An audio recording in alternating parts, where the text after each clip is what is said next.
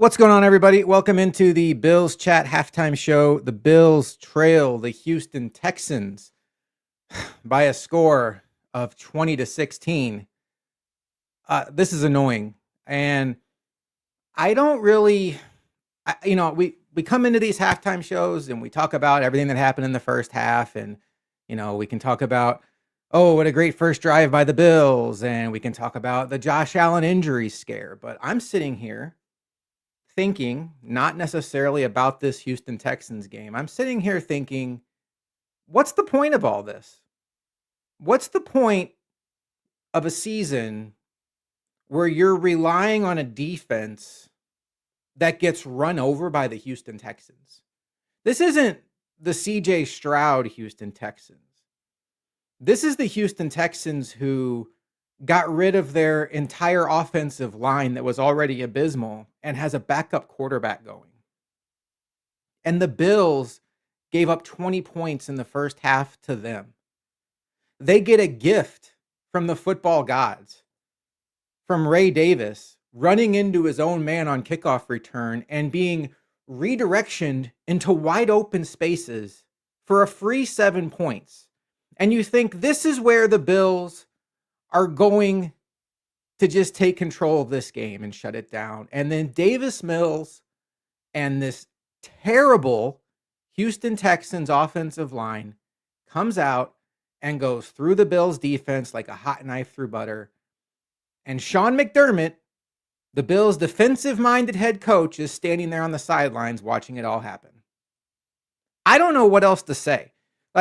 Could the Bills win this game? Yeah. Do I think the Bills are going to win this game? Sure. It's a close game. We have Josh Allen. They have Davis Mills. I could see the Bills winning this game. But what's the point?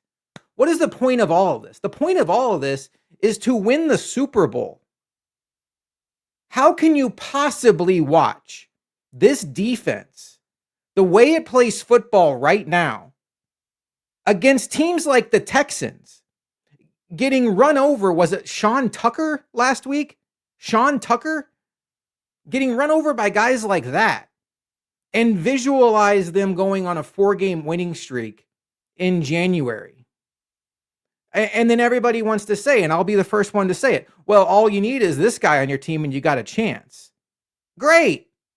This is the ultimate cheat code in sports. A quarterback that can do this. That shouldn't be your plan A. If your team is so poorly built around him that even with him on your team, your only chance of winning is him to put on his cape and be Superman, the team has a serious flaw in the way it's built. Let's see what's going on in chat. Jared says defense is just abysmal. Save us, Josh. Let us vent. Vent away. This is a safe space. Anything you say is definitely free here, although I can't promise your bosses aren't watching, so be careful. It's always against backups or makeshift offensive lines. Exactly, B. This Houston Texans offensive line is as bad as it gets in the sport. As bad as it gets. And I just heard Kirk Herbstreit say this is the best they've looked all season. Wonder why. Could it be the Bills defense? And people want to say, oh, it's the injuries. It's the injuries. It's the injuries. Should we really add up the injuries? Okay, Ed Oliver's gone. That's a big one. Taylor Rapp is gone. Does anybody miss him? That was an instant upgrade. Who else is gone? Michael Hoyt, he was here for a cup of coffee. He played a game and a quarter. You're telling me that this team, that they have Joey Bosa and Gregory Rousseau on edge. They have Daquan Jones. They have Deion Walker, who has been one of the best rookie defensive tackles in this class. They have their 2 linebackers in Milano and Bernard that they paid. Healthy. Bernard may be like 80% healthy. Taron Johnson's out there. That's their guy. They couldn't wait at the trade deadline to redo his contract to free up space to, by the way, who did they get at the trade deadline? Oh, that's right, nobody. But let's go ahead and add to the commitment to Taron Johnson. He's out there, and on one drive, he's committing a penalty, he's missing a tackle on 4th down in the backfield, and he's getting roasted. And then I'm sitting there saying, get Cam Lewis in there, and boy, do I have egg on my face, because what the hell was Cam Lewis doing on that last drive? What was the angle he took in the open field? It's frustrating. It's absolutely frustrating. If you want this team to get where we ultimately all want it to get to, you have to visualize this defense being able to at least play average level defense. And right now, they can't stop a nosebleed. Now, there is plenty of evidence, okay? If you want 0 sacks, 0 sacks. And we also do have TJ Sanders playing defensive end, which is abysmal. Jordan Phillips, who shouldn't be rostered in the NFL in 2025, is on this roster. Let's see what Justin says. A defensive-minded head coach should elevate his players. McDermott never does. Can't stop a nosebleed. I agree. Look at the 49ers. Look at the players they're down. They're competitive every week. How many times did Buffalo miss an initial tackle in the first half? It's air gump. It's every week, and it feels like it's been this way since 2020. And every time they snap the ball, you're just asking yourself, who can possibly make a play? And let me say this. The Bills have 16 points in the first half. The offense has not been great. They had a fantastic first drive. And I thought, to their credit, I think it was the third drive where they started really with their back to the end zone, went down and got a field goal. That was a good drive. But they got a free 7 points with that Ray Davis play. But the offense is not the problem. 20 points against this Texans team is a good game in their building against this defense. But when your offense can't stop Davis Mills behind this offensive line, I don't even know what to say at this point. I truly believe this whole regime needs to go, but Pagula doesn't have the guts to do it. I know you didn't say guts. I don't know. There's going to be so much time for this offseason for who needs to go, but boy, I mean, everything is still right there for the Bills, right? They keep showing the playoff graphic. There's no Joe Burrow. I mean, he might be back this week, but he's not in the playoffs right now. Patrick Mahomes is fighting for his life just to get a playoff spot. This was the year to go for it, and they just held on to their money at the trade deadline. I wanted a receiver, but some people wanted a defensive lineman, something, anything. And they brought in nothing. And look what they have now. In a conference that we're constantly talking about how you have to go through Burrow and Jackson and Mahomes, you may have to go through none of them this year to get to the Super Bowl. It may be Daniel Jones and Drake May in his first ever playoff run and 45-year-old Aaron Rodgers. And you're going to take this defense and this receiving core. And you knew this at the trade deadline. You knew this is what the league looked like this year. This was your shot. And I don't want to rehash the trade deadline. But this defense is frustrating. Any chance to try to claim Brandon Cooks? Brandon Cooks went unclaimed on waivers. He's free to sign with any team. I sure think the Bills should be a team that considers him. I don't know. Weston, our favorite Chiefs fan, is here. Luke is not going to be happy. Look, I know you're talking about, and then your next one here about the worthy trade. Keon Coleman not dressed tonight. That's not why they're losing. And do we record tonight? That's a great question, Caleb. We do not, because we like to do our Monday podcast with the whole scope of the entire NFL. But, so yeah, we're not going to record tonight. We like to be able to know what happens in the entire week. So we will record on Sunday. I don't know why I put a but in there. But I will say this. Thursday Night Football is weird. Thursday Night Football has weird results. I was hoping for an answer from the defense.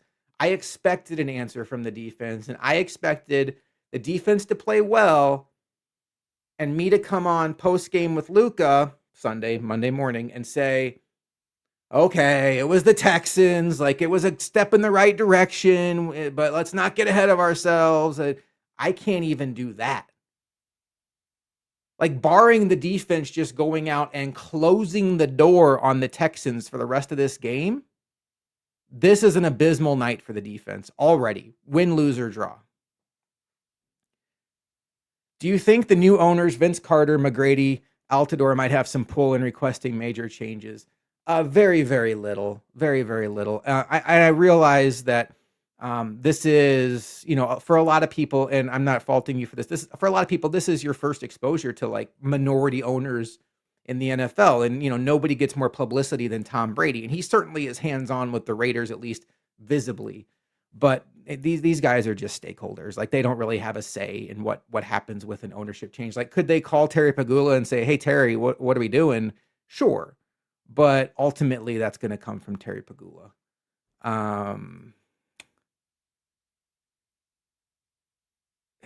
Could need the time to decompress with how it's looking. Luca, ASU fan 69.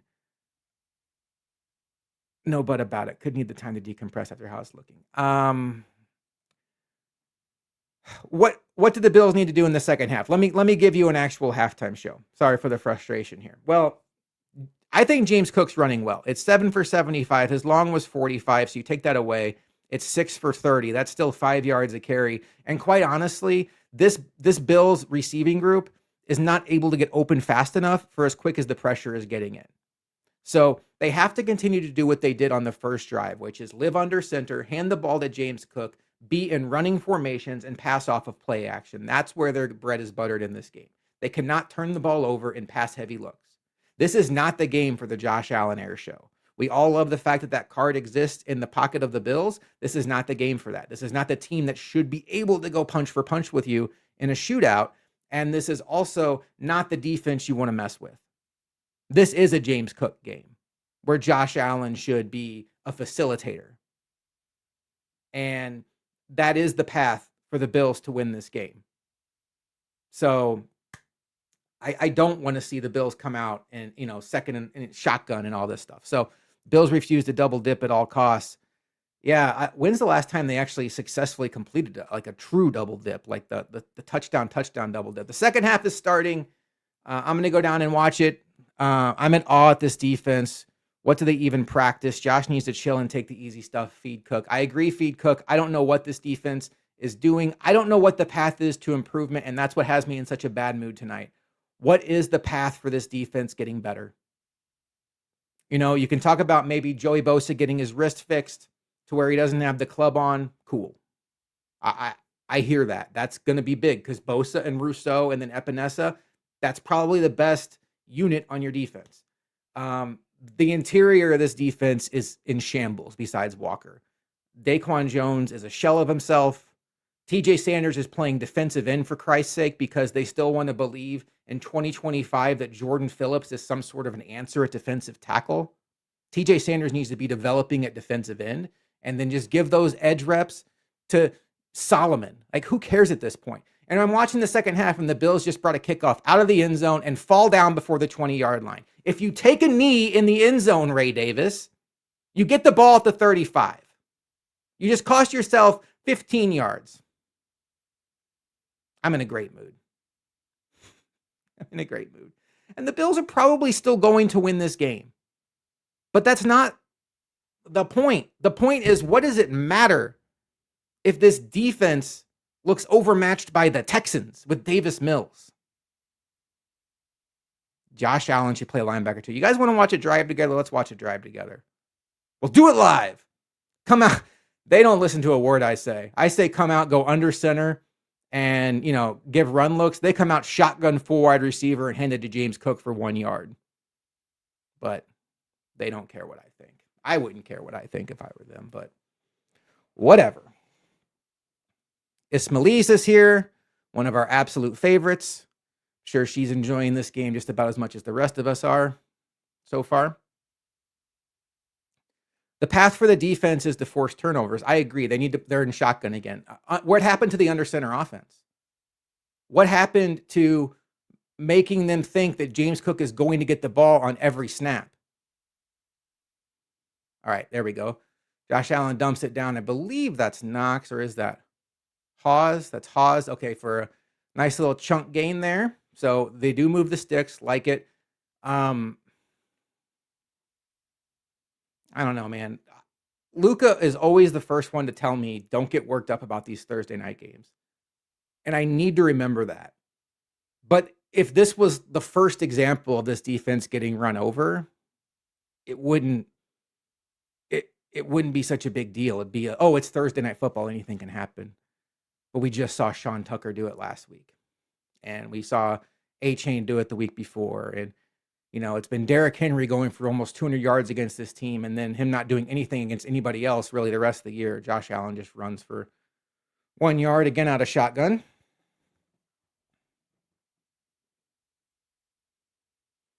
Yeah, that Dawson Knox drop was discouraging. They miss Kincaid. They certainly do. That's their one guy that really, the term gravity has gravity on offense, where the defense really has to pay attention to him. And I saw Eric Gump had a Palmer question. Like, I thought Palmer was going to be a separation specialist. I actually think he does get open. I don't know. He doesn't seem to get the ball, though. Now the Bills are going to be in third and looks like 7 on their opening drive. Against this pass rush, good luck.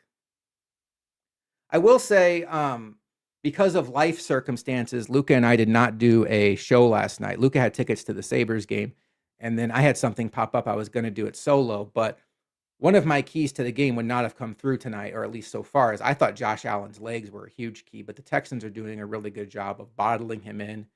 And, their rush, it's a disciplined rush, but man, Will Anderson is so fast off of the edge, and Danielle Hunter is right there with him. It's a really impressive defense. All right, 3rd and 6. Josh tries to get out of there. Ooh, he breaks the tackle. Is anybody going to get open? Reward your quarterback for keeping this alive. Oh boy, Josh, this is not the defense to play with, dude. Oh, he's down. And he lost about 20 yards. So that wasn't the opening drive we were hoping for. Josh looks frustrated. This Josh is frustrated. What was that? That was Josh Allen trying to be Superman against a defense that you just don't want to be trying to be Superman against. This is not the defense you want to be playing with. So we need a good punt here.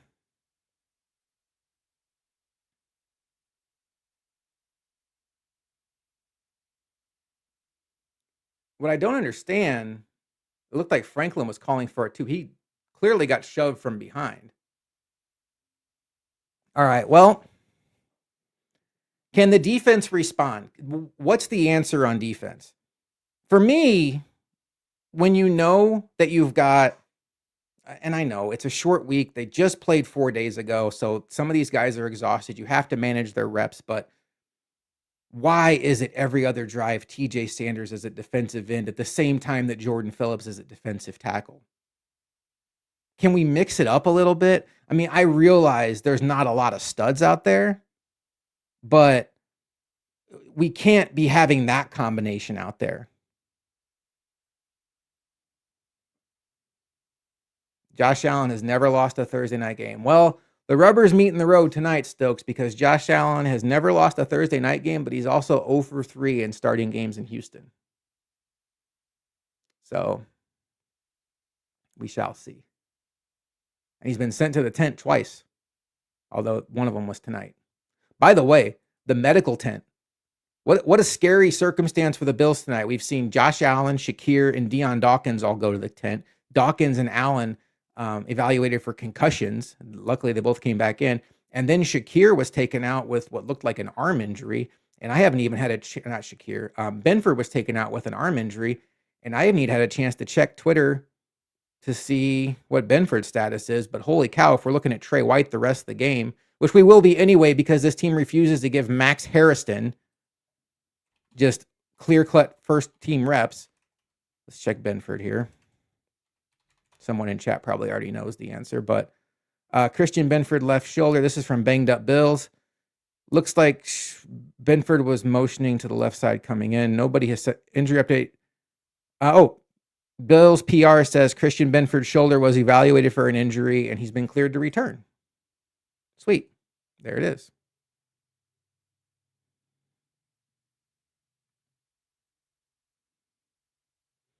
They send you to the medical tent now if they breathe on your head. Oh, we had that funny Josh Allen scare. So it was Shakir and Dawkins for a concussion and Josh Allen for what we thought was like a broken hand. It turned out he just got turf burn. All right. Well, the defense just absolutely needs an answer. I don't know what happened to the under center offense. Sometimes I don't know what this team's thinking. First down calls were so mid. Please, defense, do something.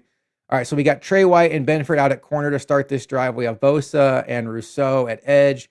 We have Walker and Ogunjobi at defensive tackle. They're just showing a shot of D'Amico Ryans, so I can't see anything else. Benford Milano then in at linebacker, so the normal group.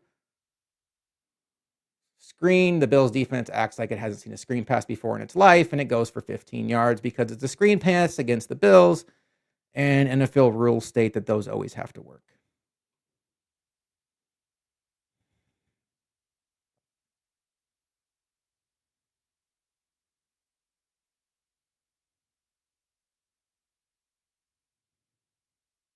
I'm still at a loss for how easily Davis Mills brought them down. Right. When Deion Walker is the only one. What's the flag? Is there a flag? Did I miss it? First and 15. I was looking at chat. I must have missed something. Oh, they had a legal man downfield. Bills get lucky there because they had absolutely nobody in the area. This defensive line has to get pressure. This is ridiculous. This is the Houston Texans, for Christ's sake. All right, we actually have good pursuit there. And who's that hurt? That looks like it's Bernard. Bernard needs to go to IR. He's not right. I appreciate his effort, but he's hurting the team. And this looks bad. He's holding his arm. Mm. Mm-mm-mm.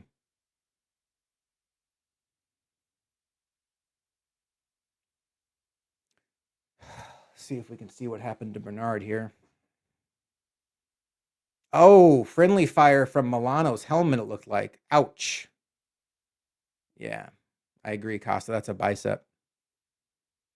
And, you don't want to, I am not a medical expert, but a bicep ended Ed Oliver's season. So now that Bernard, you would think, is out, I think the move here is Shaq Thompson comes in, which I don't think is a downgrade. And he just plays all three downs. And then you shuffle. They've been shuffling Dorian Williams and Milano all night. Milano's been playing mostly passing situations, and Dorian Williams has been coming in early downs, which I think is interesting. We can't have anything nice. Yeah, this is a survive and advance game. Win, you got 10 days off to lick your wounds. Lose, you got 10 days off to think about it while you lick your wounds. Now we're at commercial.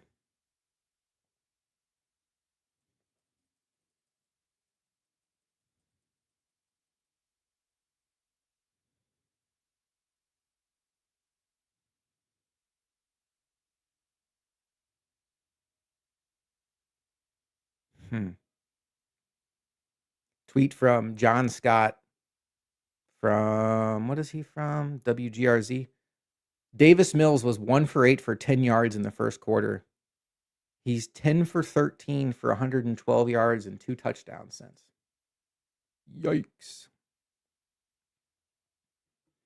I agree. I think he needs to get right. He's got a bad wheel. He's moving in slow motion for himself.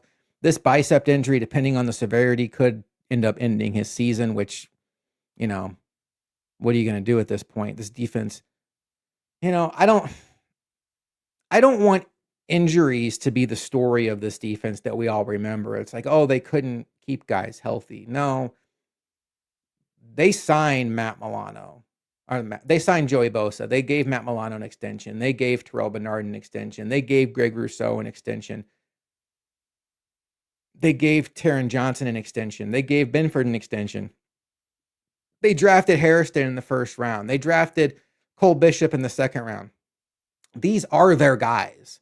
I know Ed Oliver's out, but holy cow, a very good but not great defensive tackle being out should not tank your entire defensive scheme to the point that you are the old creamsicle Bucks. All right, 2nd and 16. Can we get some pressure? We almost got some pressure. Somebody got a hand on Mills.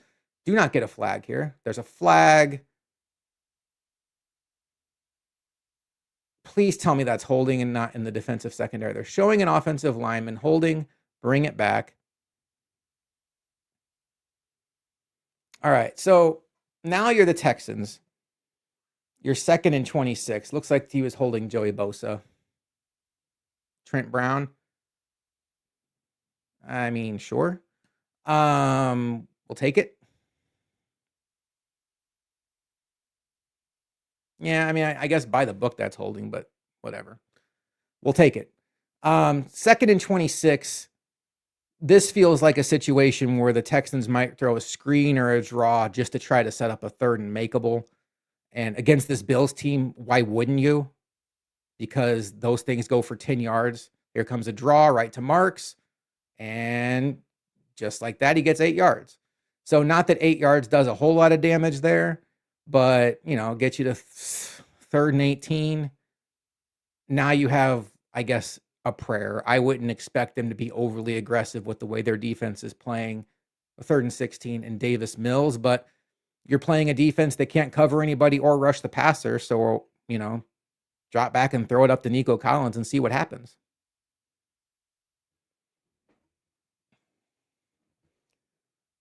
All right. Can the Bills get pressure on this obvious passing situation?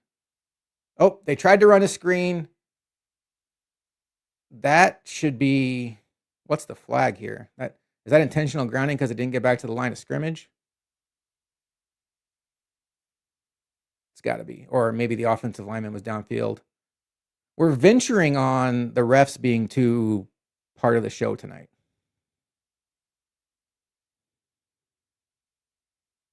All right. Illegal man downfield. 4th down. Can we please see the under center offense?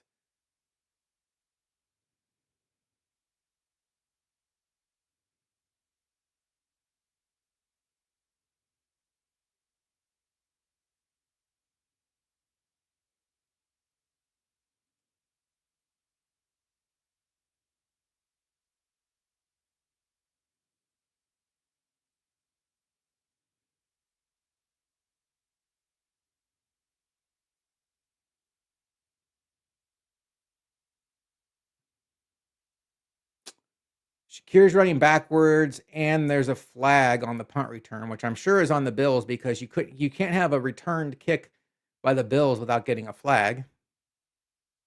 So they're going to start this drive at their own 3-yard line?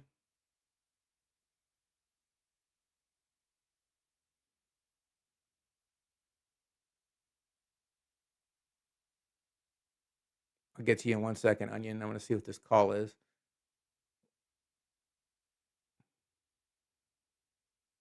Well, Josh Allen's standing in the end zone, so clearly it's going to be on the Bills. My biggest fear is Bean thinking this team's defense is good, but held back by injuries. I'm fairly confident Bean will go for a receiver because of the Keon stuff. I don't know what to think. Hold on. Let me see the flag. Holding on the Bills.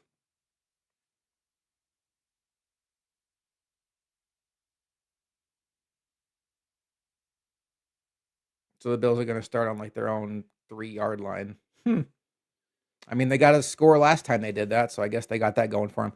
All right, so your biggest fear is Bean thinking the team's defense is good but held back by injuries. I think the biggest misnomer about these Bills is that this was another take your medicine year and that they have a boatload of assets to spend next offseason. They're really up against it because of the way Bean continued to kick the can down the road. Now, the salary cap will grow, so that'll help, and they can do some restructures to guys who make sense, the guys that you expect to be here for a couple years, and they can get around $40 million in cap space. but they're not going to be able to go out and sign like 2 or 3 mega superstars. So really, at least they're under center now. They're in their heavy package. Well, no, this is 2 wide receiver. So we got Elijah Moore. No, that's Palmer out there in motion. I just want to see an under center James Cook run. There we go. 4 yards.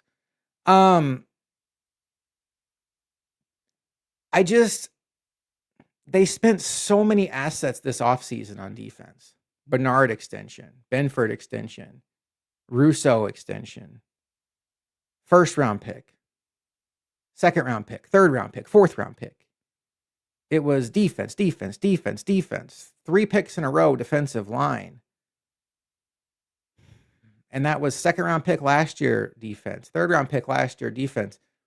At some point, if you're spending, let me give you the Josh Allen scrambling, nobody open. We've reached the point of the game where Josh Allen is trying to sell that he got hit in the face. At some point, if you're spending, let me give you the grocery store analogy, hundreds upon hundreds, up to thousands of dollars a week at the grocery store, and you still can't get a good meal, then are you going to continue to just buy different groceries, or are you going to start evaluating either the chef or the person picking the groceries? And that's where the Bills are at. They have spent so much of their budget on defense, and this is pathetic. And it's third down, and Josh Allen is running for his life again, and he's sacked, and it looks like maybe Connor McGovern is hurt, or maybe that was David Edwards. I couldn't see. They have no answers on offense right now, and that was to be expected. This is a very good defense that they're going up against. Oh, wow, McGovern just got destroyed on that play. Yeah, Spencer Brown is getting worked by Hunter and Anderson today. This has not been, I just saw Stokes said that too. This has not been a good Spencer Brown game. And quite honestly, Deion Dawkins has had better games too.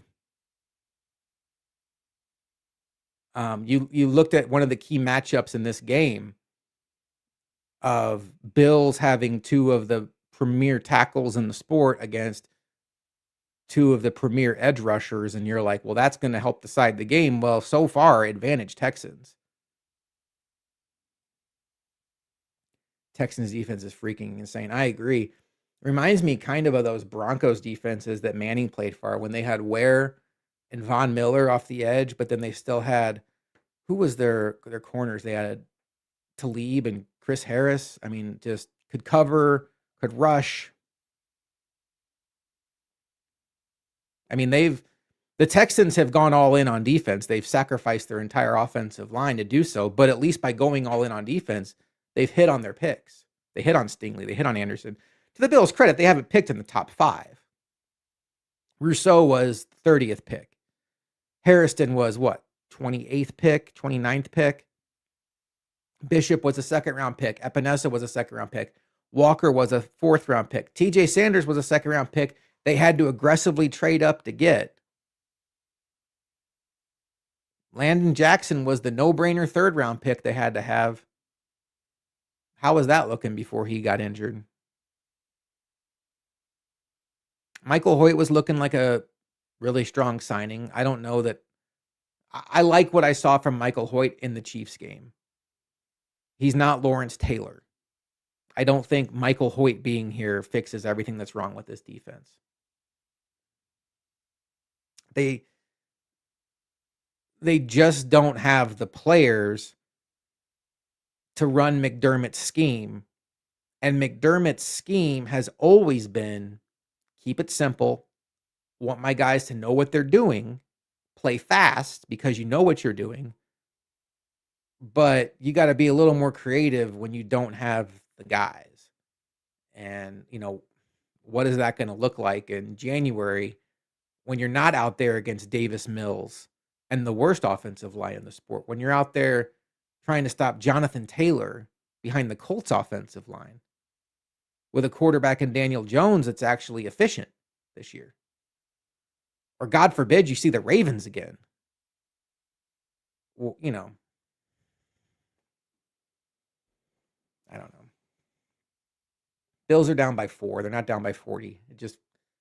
I'm in a bad mood about it.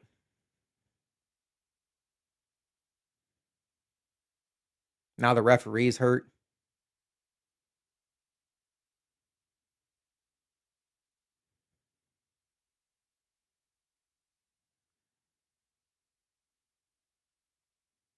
Wow, the referee's getting carted off.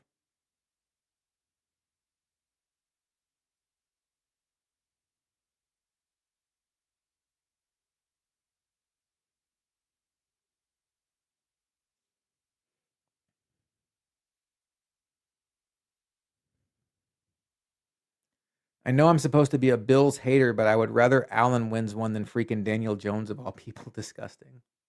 Wouldn't it be weird if after all these years of Allen and Jackson trying to break through Mahomes, Daniel Jones just shows up in the AFC and goes right through and wins it?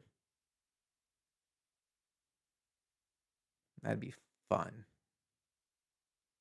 All right, defense has to come up big again. First down run. They do get some penetration. They do get a stop. Shaq Thompson with a nice tackle there. Somebody's hurt again. Oh, God, is that Shaq Thompson? No. Oh, boy. That's Harrison.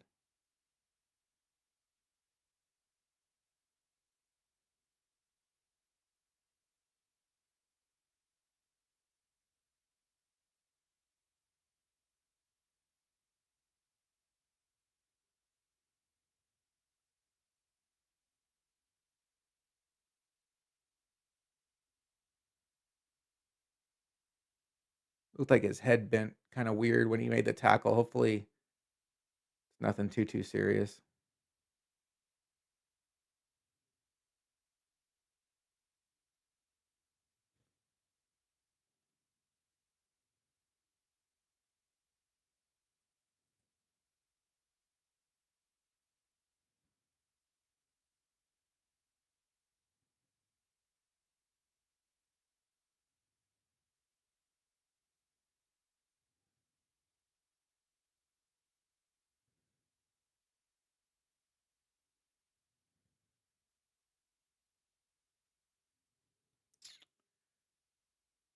Seeing on Twitter if there's any kind of update about like a cart coming out for Harrison.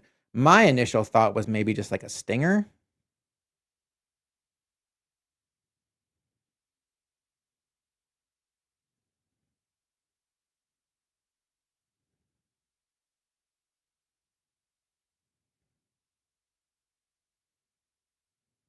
Hmm.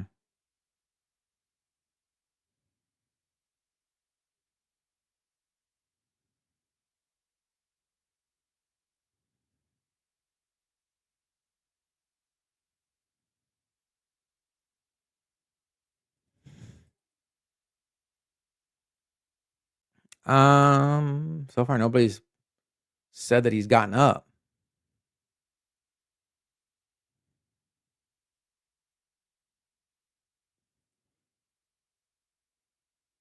Yeah, Thursday Night Football.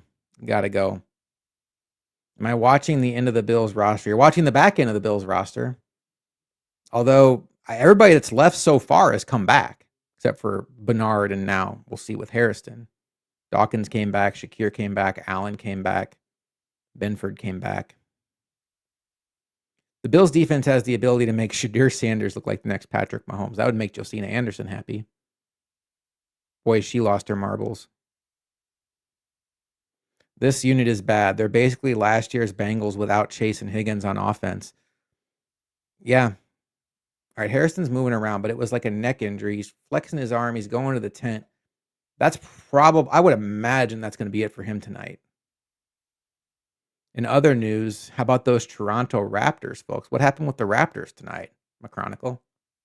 What did I miss there?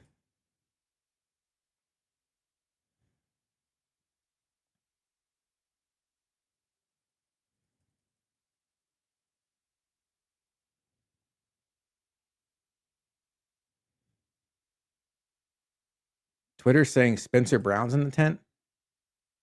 For what? Pride? Ooh. one of the Bills actually got through the offensive line. It looked like it might have been, it might have been Jordan Phillips. He was so surprised he got through. He didn't bother tackling anybody. Now is Marks hurt? Raptors won, and they're 10-5 to start the season. Spencer got hurt when Josh was sacked.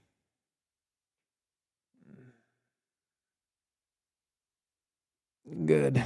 Great. Grand. Wonderful.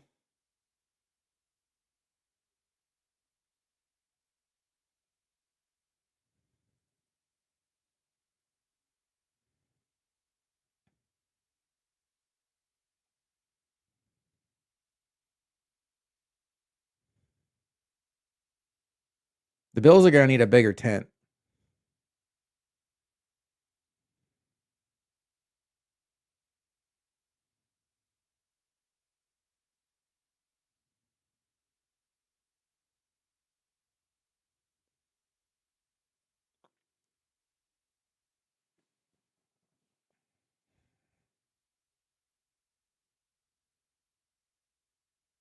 So they went through it before. If the Bills win tonight, they're like 98% to make the playoffs. If they lose, they're 88%. But I think if they lose, you can kind of let go the idea of the AFC East championship and really start focusing on, wild card, what seed that's going to be. And they'll still be in great shape for a wild card, but what is it going to matter? All right, Spencer Brown, they're showing he doesn't have his helmet.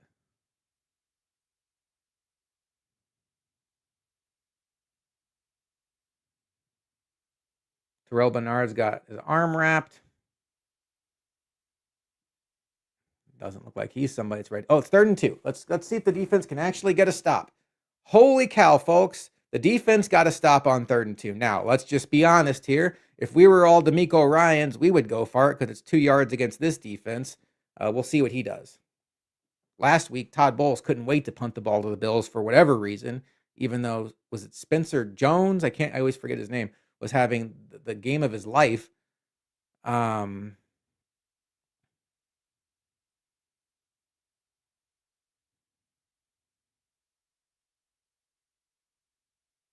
Crowd's booing. Thank you, D'Amico. I mean, old school football tells you this is the right play. Your defense is not giving the Bills an inch. All right, flag on the Texans, moving them back. Harrison's now walking slowly to the locker room. They're taking his helmet away.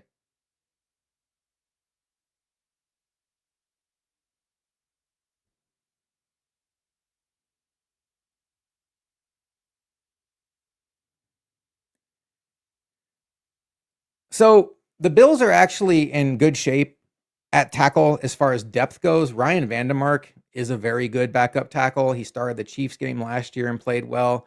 I think it was the Saints game this year. I think he played well in, like, when you watch the game in totality. There were a couple of plays that stood out on the broadcast where he got in the way of a running play, and I think he gave up a pressure, but I mean, he's not Spencer Brown or Deion Dawkins, but I don't think that he's just a complete liability out there. I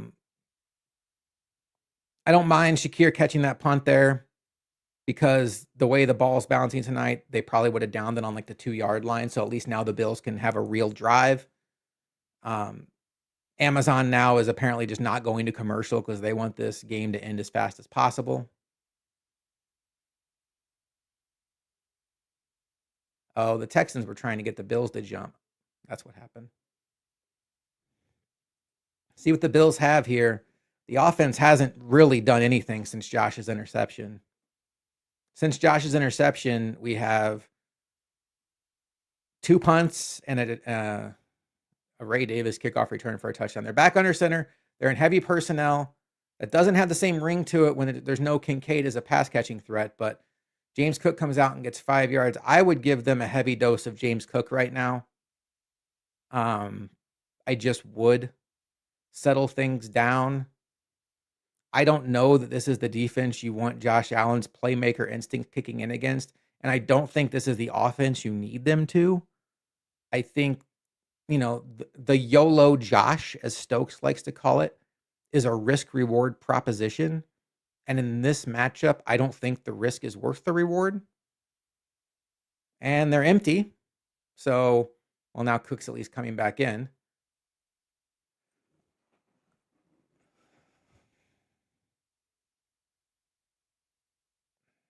Every pass is just like 2 yards.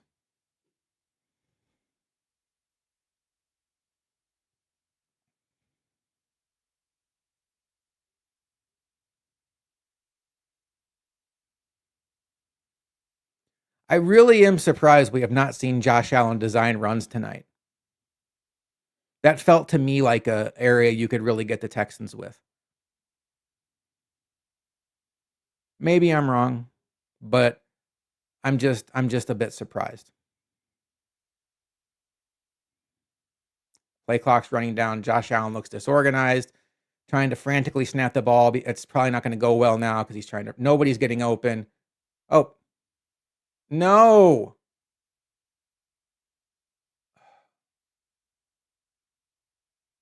Shakir caught it and he fumbled.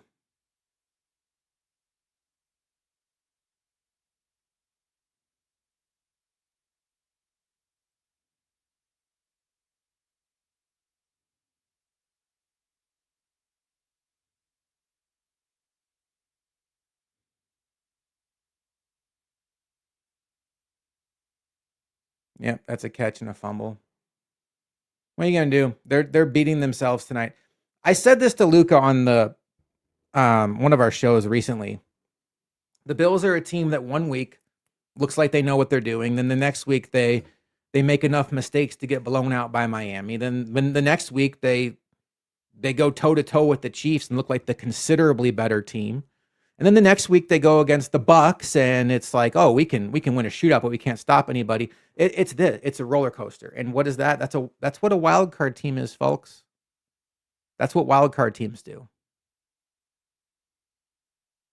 I think if they were to lose this game and fall to 7-4, that would be about right for how they've played this year.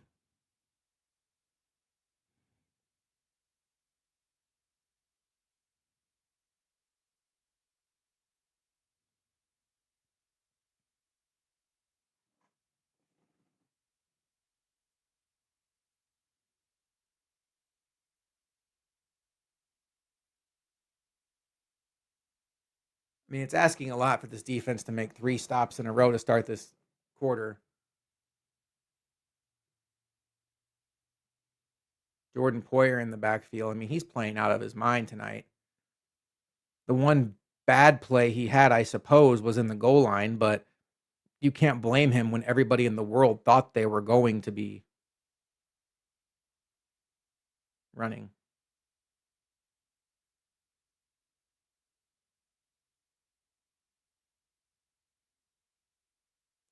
So Harrison's being evaluated for a concussion, but he went back to the locker room for it. That's, for some reason, Dawkins and Shakir got to go in the tent. Boy, the defense needs to stop here on 3rd and 2 somehow, some way. Just get off the field. Oh my gosh, the tackling on this team is just it's just brutal. It's just brutal.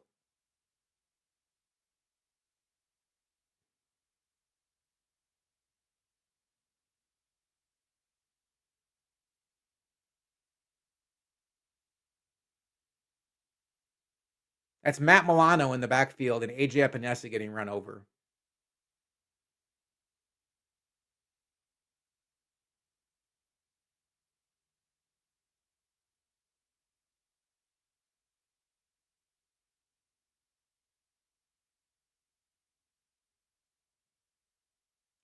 I feel your pain, Mr. Tattoo. I mean, they will most likely be in the playoffs.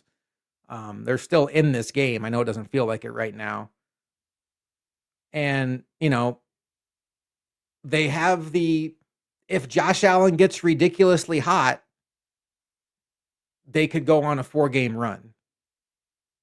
But that's not the only chance you want your team to have. The roster shouldn't be so bad that you need your alien quarterback to play perfect to have a chance. Mahomes can have bad. I mean, they're 5-5 this year. I get it. But you've seen playoff games where Mahomes can't do anything against the Texans, but Chris Jones and Pacheco make big plays.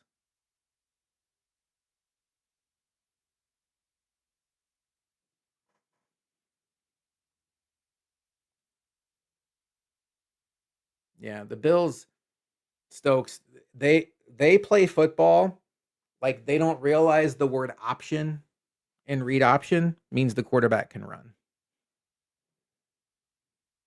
I think he's he's sneaky athletic. You know, he's a gym rat. First one there, last one to leave. Got that look to him, Stokes. Ugh. No pressure again. 3rd and 15. Right, Caleb. Lou Anarumo carried Burrow to a Super Bowl. Burrow gets all of this credit for how he played, and he made it to a Super Bowl, and he's great. Okay, Joe Burrow's great. But if you remember that run, the defense was the story. The defense shut down the Chiefs in the second half.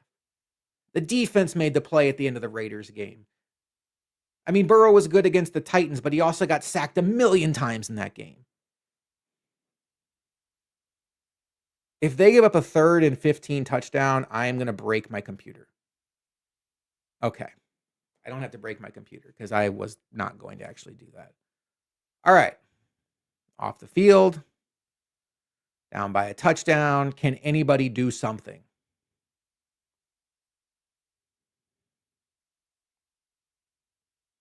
The Bills have 9 points offensively tonight. I know 10 if Prater mixed his extra point, but now we're getting to a point, okay? At halftime, we talked about the defense has to figure it out. The defense is a joke.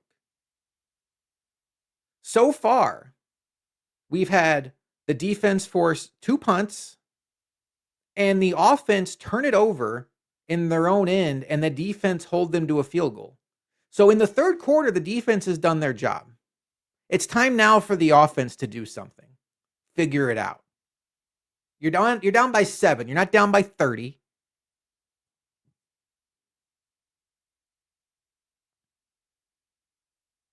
But they're pressing.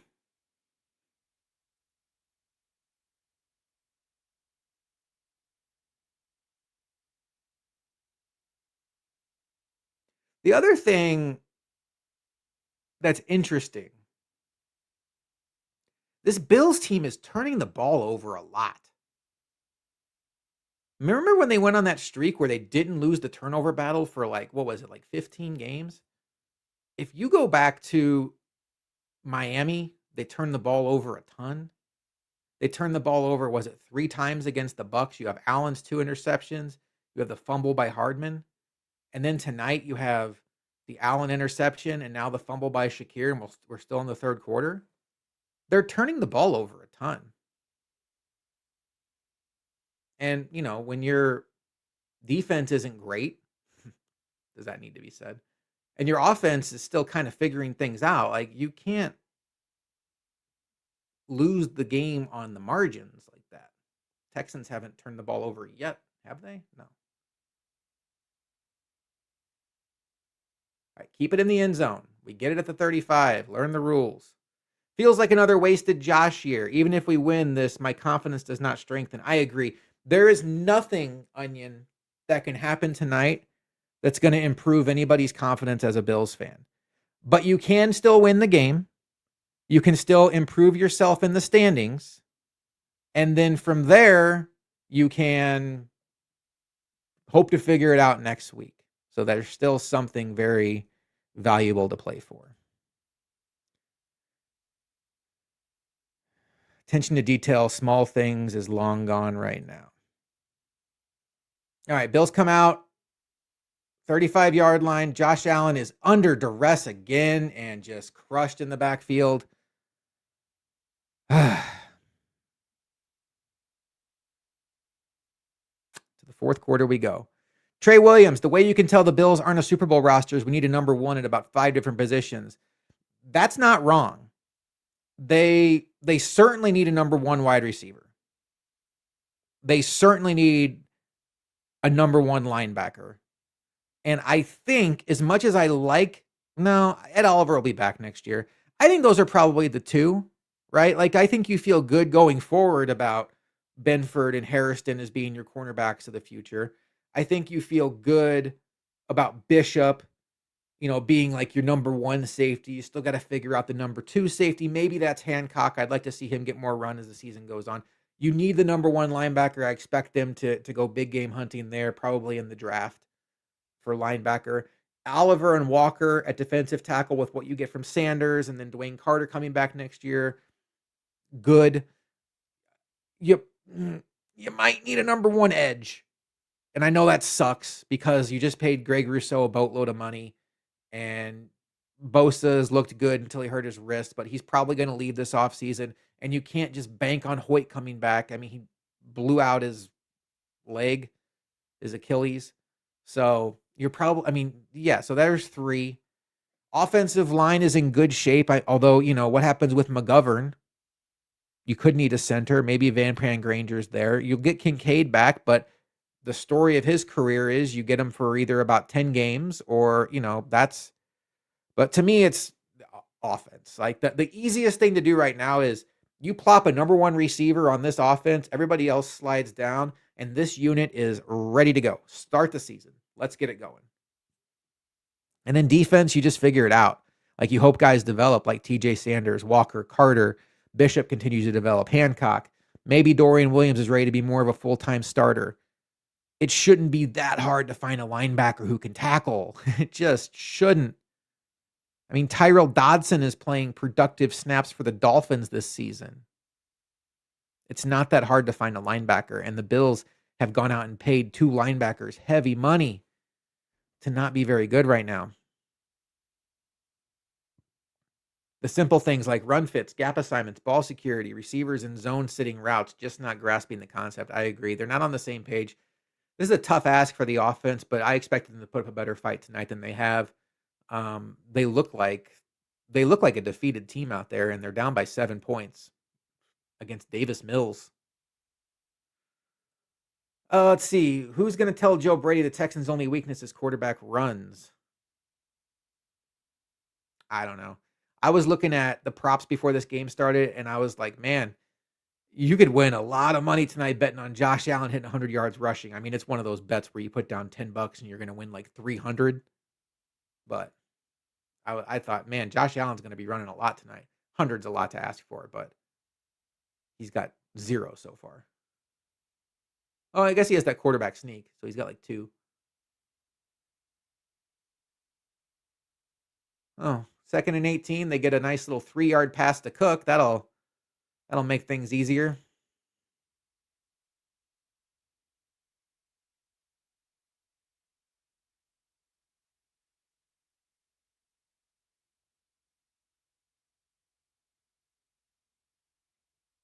This kind of feels like a moment, right?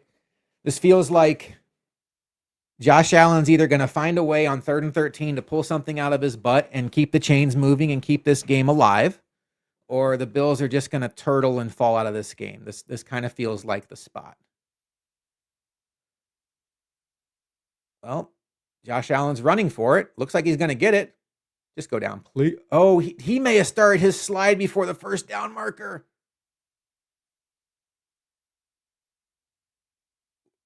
Whew, I think they got lucky there. I think Josh Allen started his slide before the first down marker, but they're going to give it to him. I also think they could have gotten, oh no, it looks like Torrance let go in time. I thought they were going to call holding on Torrance. Yeah, I see Senior Onion says, Shavers saves us. Shavers has been quiet tonight as far as catching passes, but I mean, this is not the secondary where you expected him to necessarily get it going. All right, 1st and 10. Bills are playing with the play clock every single down.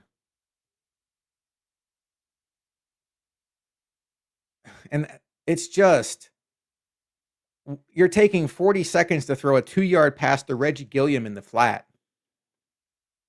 I don't know what you're hoping to accomplish.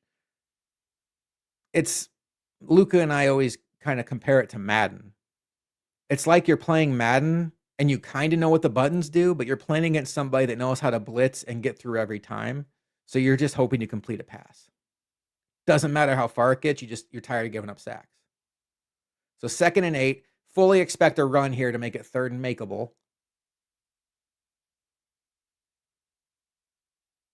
James Cook with a massive run down the sidelines. All right. Told you guys that was the spot. Josh Allen was either going to pull it out or this team was going to roll over and die. I don't know that they're going to pull this game out, but that was the moment.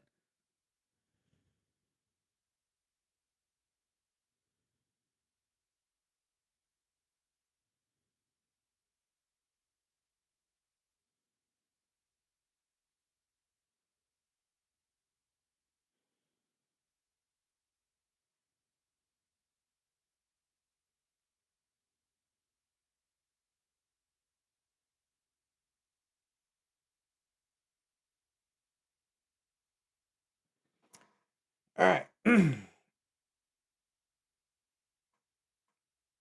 What did Dawkins do? I must have missed it. Oh, out in space, slapping air. Thought I saw a stat earlier where the Texans are one of the only teams in the NFL to not give up 100 yards rushing this year. Cook's got to be getting close.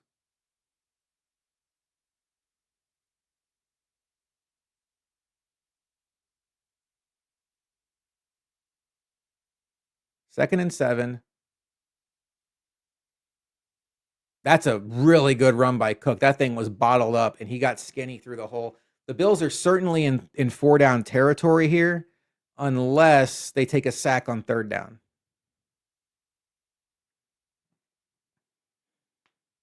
It's 3rd and 2. I would expect 2 runs, maybe even a Josh Allen quarterback sneak at some point. But I don't love at all that they're in the shotgun here. I just don't. I think you give the defense way too many options. And if I see a screen pass in the backfield, I might scream. Cook maybe got a half a yard. Out of shotgun.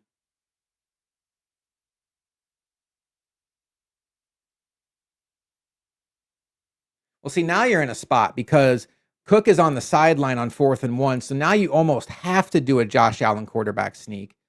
Cook's back in the game. Okay, good. Cook's back in the game. I think I don't see the measurement yet. This has got to be a long 4th and 1, though. You might be out of sneak territory. And Josh Allen, please don't dive over the pile again. For the love of God, they're not close enough to sneak it. Nope, they got blown up. They got absolutely destroyed.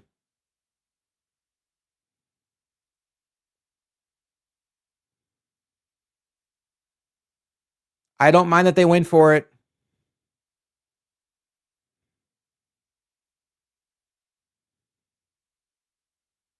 They just lost the play.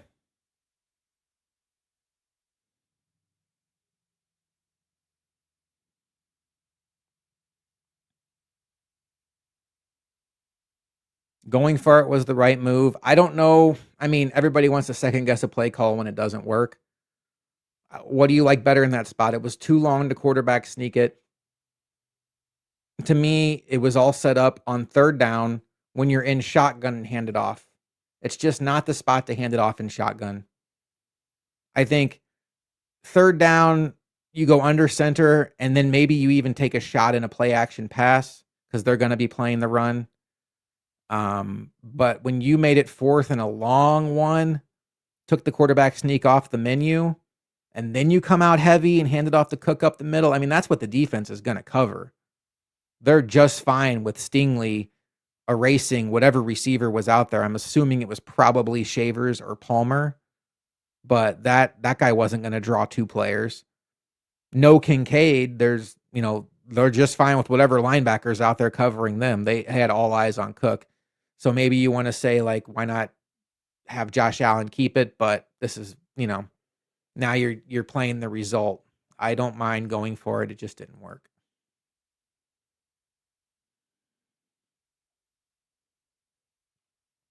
We're losing, so I acknowledge I'm salty, but Thursday Night Football sucks. It's a bad product. I agree it's a bad product. I agree it sucks. I also, it's not going anywhere. It's a cash cow. I mean, they have Amazon forking out money for it. The NFL, I love football. I mean, we all do. We're in a football chat.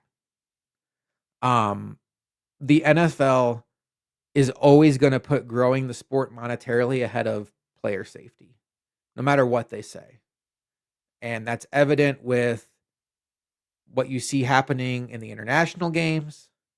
It's evident with what you saw with the experiment that they did last year to the Bills, where the Bills go out there on 2 days jet lag while the Jaguars have been there for 2 weeks. So the NFL is constantly pushing the envelope. It's why they are the big dog in American sports. But yeah, this isn't going to go anywhere. Lucas says under center play action on 3rd and short with Allen run option if there. Yeah, I agree. We'll see if the defense has another answer in them.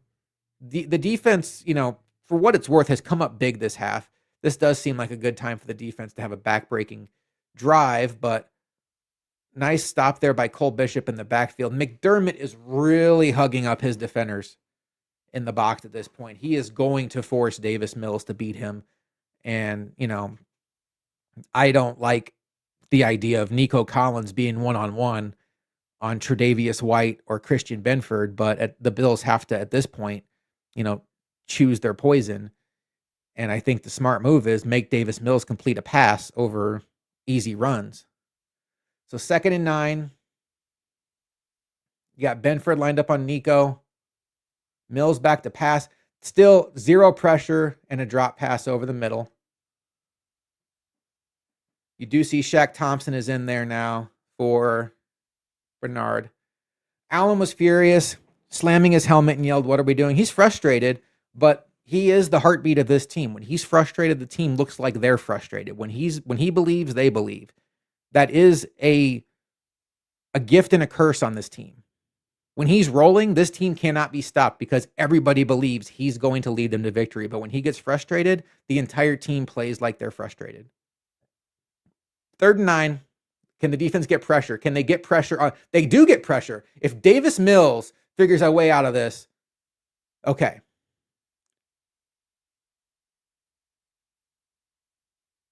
At this point, I think we can say the defense has done their job. We now have 4 drives in this half. Punt, punt, punt. Stop in field goal range when the offense turned it over there. The offense has to do something. Last drive was something, but it wasn't much. My guy Brendan Coleman's in chat. Stock plays on 3rd and 4th make me wonder what the special stuff we're holding back. Every team has their 99% conversion plays. I agree. Brendan, I don't know when you got here, but I think that whole sequence was messed up on 3rd down when they came out and shotgun and ran with James Cook. I think in that situation, you want to come out under center with James Cook because now the offense or the defense has to respect not only the James Cook handoff, but he's running full speed when he gets the ball instead of just taking it and going. And, then Josh Allen has more options as far as keeping it and running around the back end of the defense or play action. I would have loved a play action shot there. I didn't like the shotgun situation. And what it did was it set up a 4th and a long run where you cannot do the Josh Allen quarterback sneak. Game script is setting up similar to the Falcons game. Well, we're getting to a point. You're right. Like the defense hangs on. And then like you start the game off so furious. It's exactly the Falcons game, Luca. It's exactly the Falcons game. And I think that's even what you're saying in the comments. The defense looks like it can't do anything in the first half. And you're so mad at the defense that you kind of forget about the fact that, wait, the offense sure isn't doing anything either. And then the defense kind of figures it out. But along the way, the offense just does 0. And the offense this half has been a net negative. They have scored 0 and they have given up 3 points because they turned the ball over on the Shakir fumble. But, How much time's left in this game? We got 10 minutes and 27 seconds, and Josh Allen has the ball in his hands at the 38-yard line. Although my box score says something different. Let me see here. Okay, there we go. 1st and 10 at the Buffalo 38, and there's 9 minutes left.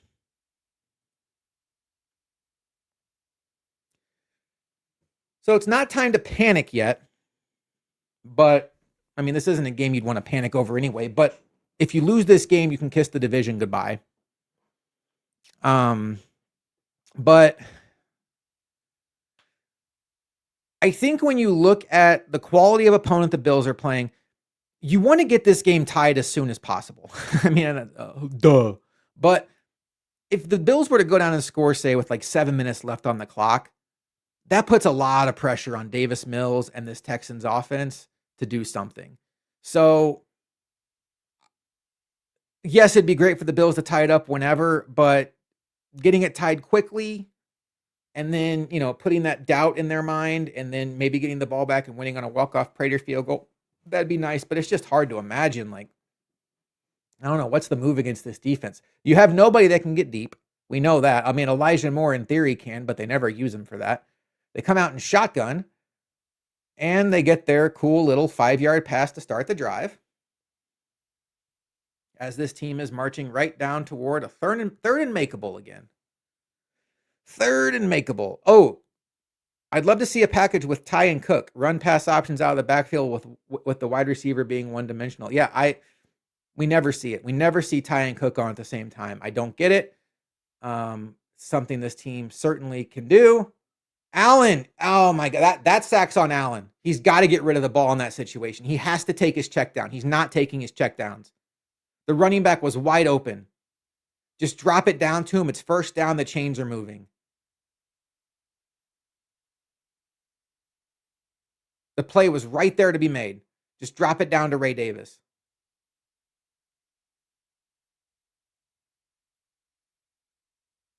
Deion Dawkins, yes, he's struggling. And I guess Allen's arm got hit. So, all right, here we go again. We said it last drive, but it's 3rd and long. This feels like another moment. Can Allen pull it out again? Or is this game going to just crumble? 3rd and 12. Shakir's in the backfield. They may have called a good play against the blitz here. Can Shakir make magic happen? He can. Dangerous in the open field. Shakir down to, I couldn't tell, a 15-yard line. That was such a great call against the blitz they got. I'm guessing that was a hot read. There's no way that was like the actual call.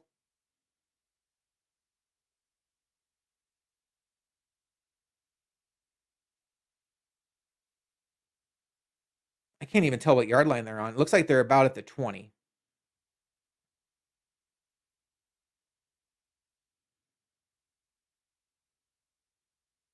Man, Davis had a step on his guy too. I could not see the safety situation over his head, but the Bills are empty.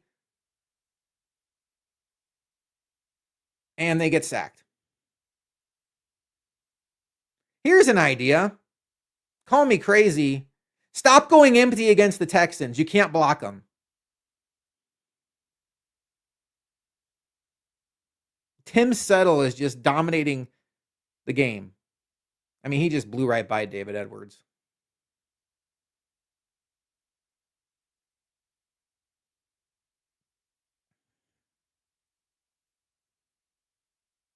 And now they're up against it again. So you got to find a way to get like 6 or 7 yards here, I guess.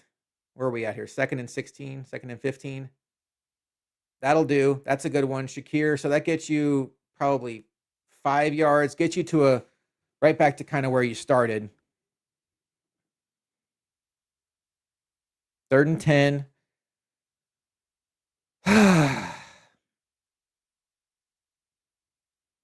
You're at that weird spot where a field goal doesn't really do much for you, but depending on what happens on this play, it's probably still the smart play.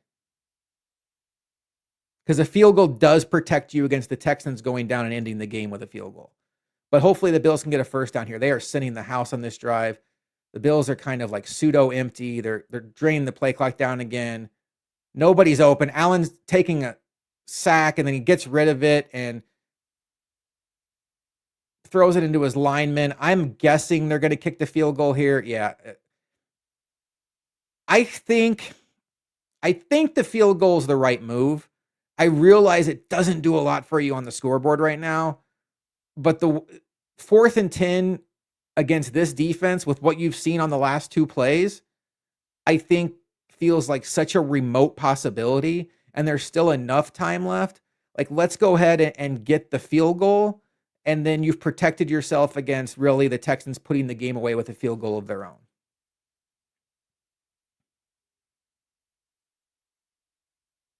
I mean, you need Prater to hit the field goal, which was an issue earlier with the extra point. All right, he's got it. Spencer Brown is playing really, really bad. Yeah, not a good game for Spencer.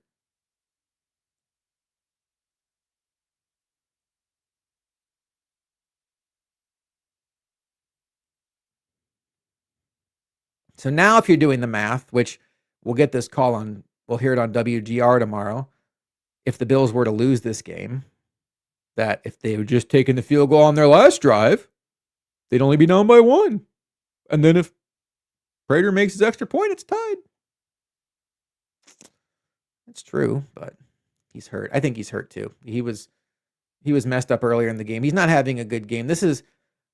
I like Spencer Brown a lot. A lot. These to me are not the kind of edges that he's going to look his best against.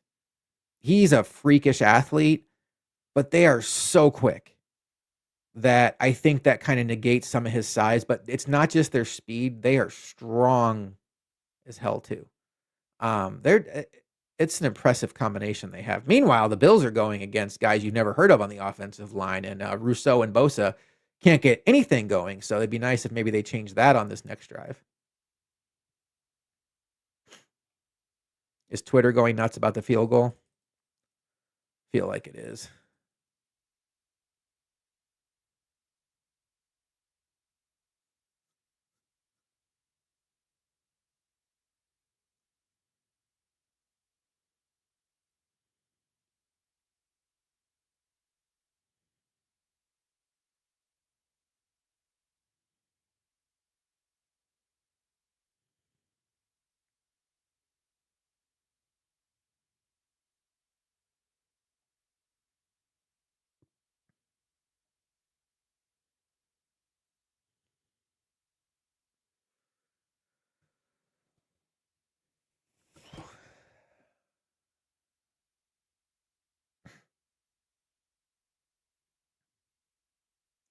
Allen has been sacked 10 times tonight.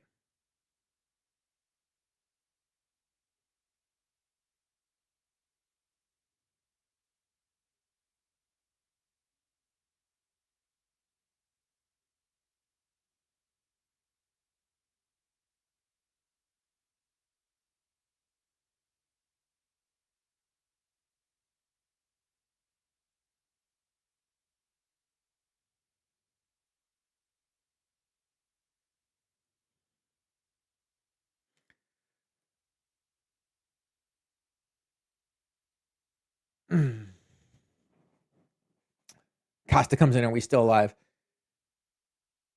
Yeah, sorry. I was checking up on Twitter during commercial. All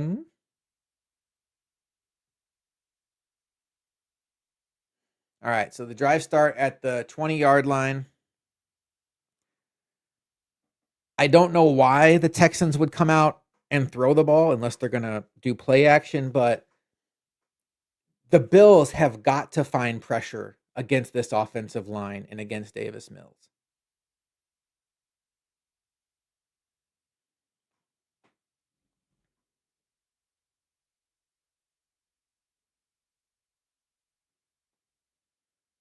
Texans play action shot coming. Yeah, I could see that. Especially if Tre'Davious White is still out there, which I assume. I haven't seen Harrison come back in the game unless I'm missing something. No, White's out there.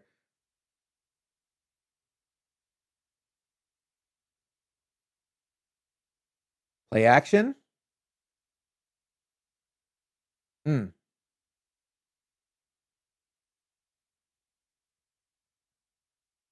I mean, Tre'Davious White just got cooked, but luckily that was just like a 15-yard route.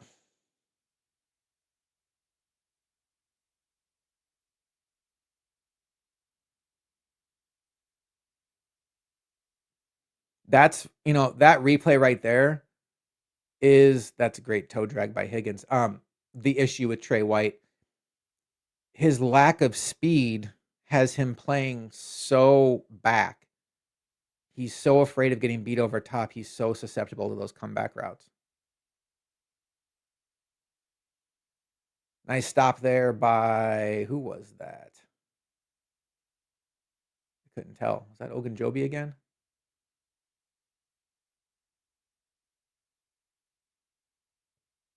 Oh, that was TJ Sanders. No, that was Ogunjobi. I listened to Herb Street. Yeah. I'm a little surprised they're going with Nick Chubb over Marks unless Marks is still hurt. I'm not listening to the game. I can't hear any injury updates, but all right. So now they're in the shotgun. I mean, pressure defense. Pressure. And that's the other. And Tre'Davious White has to play so far off. They get easy little completions.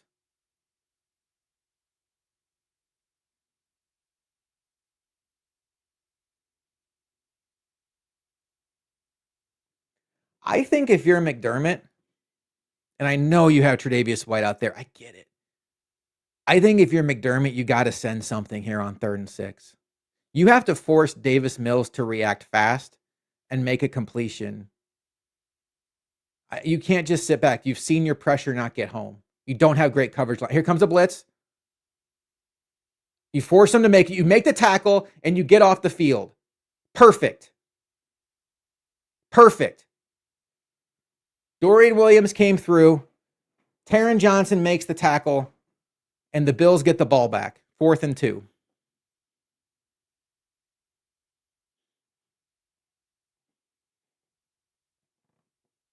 Sometimes, Brendan. Whew. Okay, no stupid penalties on the punt. And the funny thing, I'm going to make sure they catch this punt first before I go into my little speech.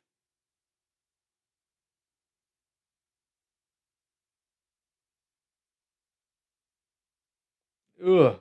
Oh, good job, Shakir. Okay. The funny thing about football is a game can go completely against you. You can play like dog shit for 57 minutes. But if you keep it a 1-score game, you keep it 4-point game, you can go down and get a game-winning drive and none of it matters. Spencer Brown is not on the field for this drive. That's probably a good thing, the way he's been playing. Ryan Vandemark is in there. We can't go empty. Costa says time for a cape. Everybody make your prediction. What happens on this drive? The Bills, are they coming out under center? They're in shotgun. 4 wide.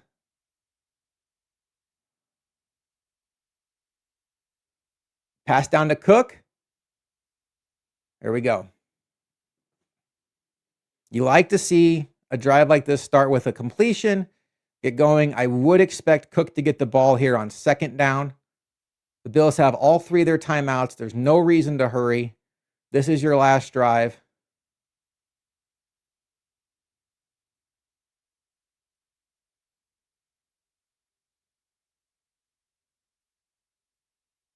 They're going to hand it to Cook and probably get stuffed because the Texans know it's coming too.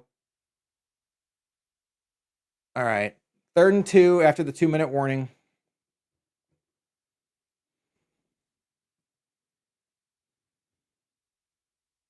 Or 3rd and 3.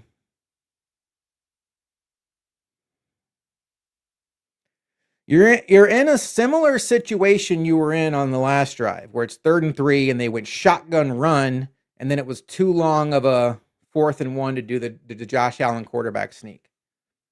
What you could do, it would take probably a lot of time unless you want to burn a couple timeouts. You could do back-to-back Josh Allen quarterback sneaks. That's one option. If you weren't playing such a ferocious pass defense, I would say throw it twice. If you can't get a 3-yard completion, then you don't deserve to win anyway. But can they get a 3-yard completion against this team? I don't know.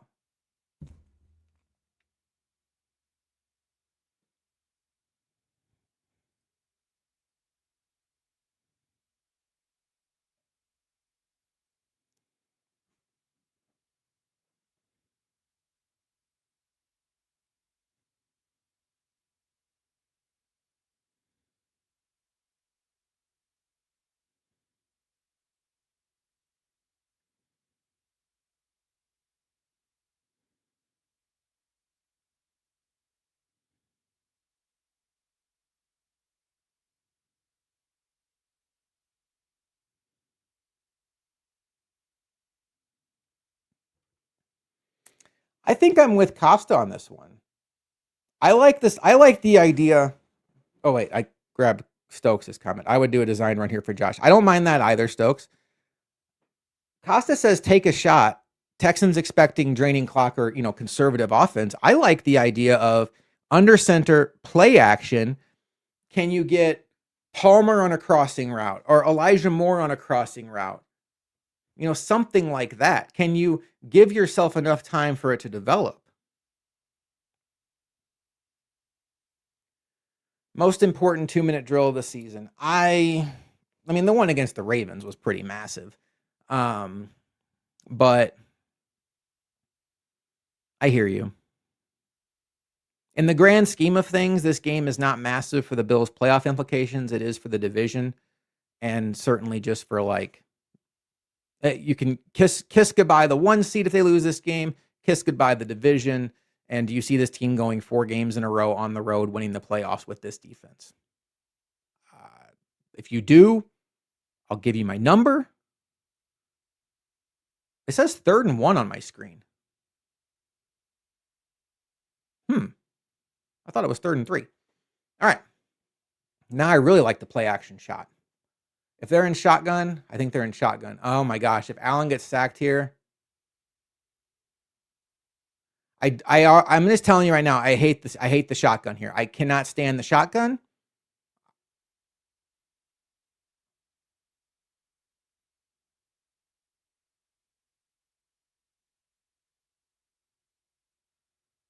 I can't hear what the is the play clock broken? What's going on here?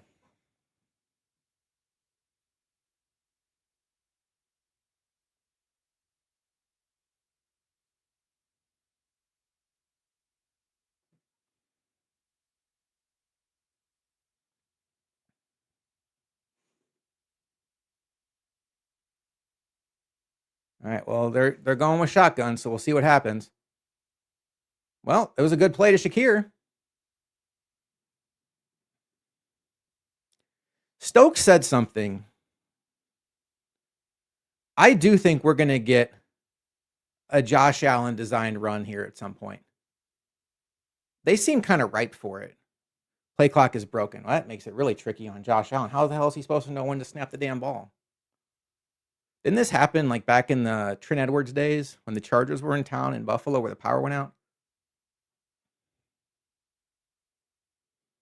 All right, new set of downs. Take your check downs, Josh. Good job. Underneath, Ty Johnson. Keep it rolling.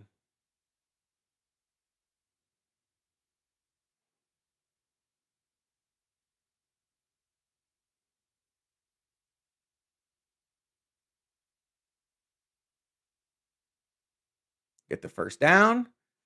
They still have 3 timeouts in their bag. Nice little play to Dawson Knox. I feel like I wouldn't have hated the idea.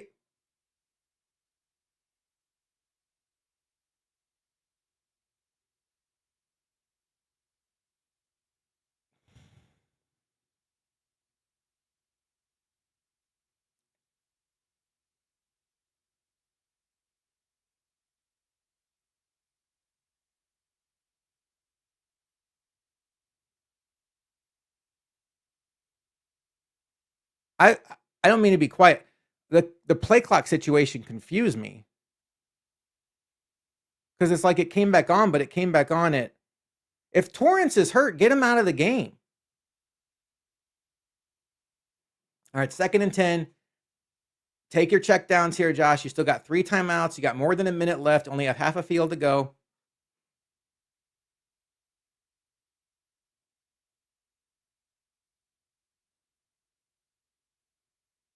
Oh boy. That's a dumb play by a franchise quarterback. When you see that happen, you get rid of the ball somehow. Just an abysmal play by Josh Allen.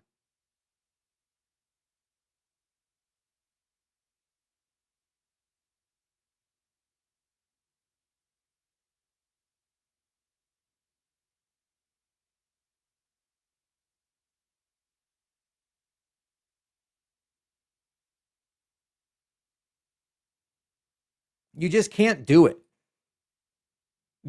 When you see it happening, you have to just get rid of it. 3rd and 10 is not a death sentence in a 4-down situation.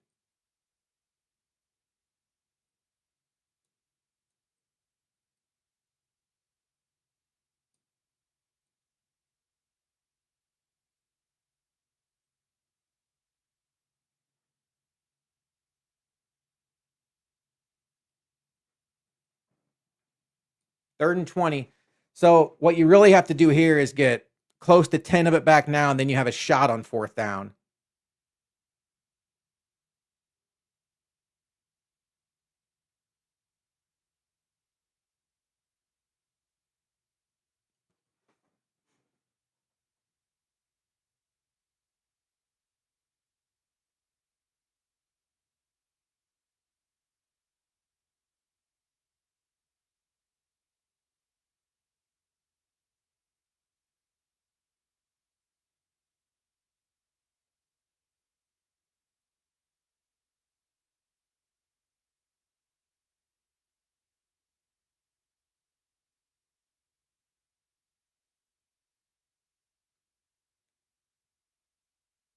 I don't even know what to say at this point.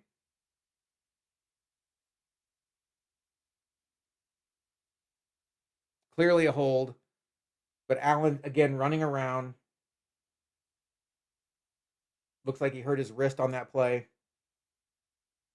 So now they have a 4th and 27.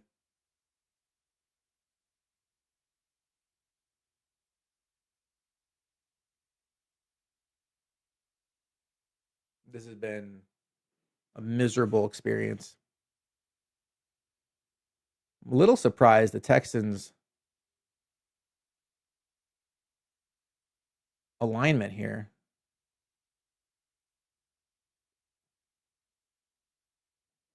Holy shit! Holy shit! They got it!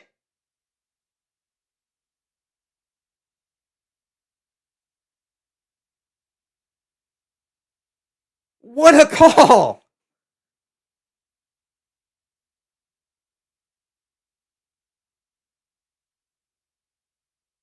When Allen threw that ball and it was going 10 yards upfield, I was about to slam stuff. What a call. What a play.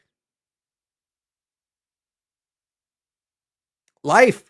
Now if you're the Bills, you have to win this game after that play.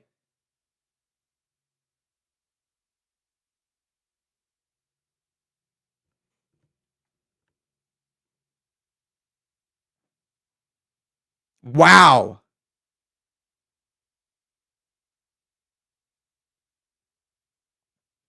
Unbelievable. I mean, and you get the ball to the perfect guy too, Shakir.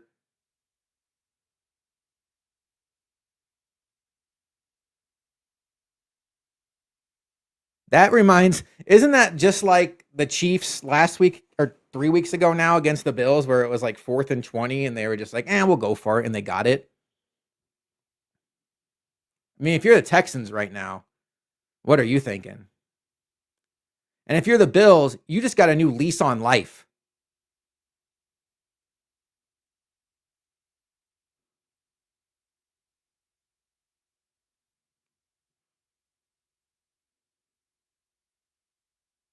All right. 26-yard line. No more taking sacks, especially the runaround kind. Deep shot. Gabe Davis. Oh, he's out of bounds?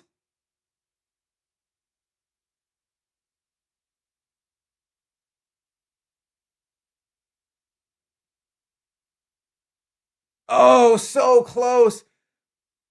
Did the toes come down in bounds though? Mmm. You're still in great shape though. I mean, you have two timeouts. You don't have to force it. I like the shot there. You had a one-on-one chance. Hurry up though. Don't take a delay a game.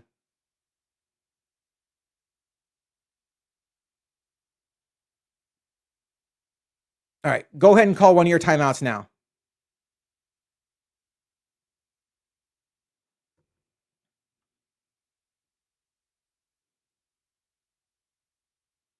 All right. So they get it to Ty Johnson. At this point, since you're down to one timeout, you really aren't as worried about the fact that it's 3rd and 1. You really just got to kind of play offense and not worry about like the down and distance. I guess if it gets to 4th down, then you kind of worry about it. But they're on the Houston 17-yard line,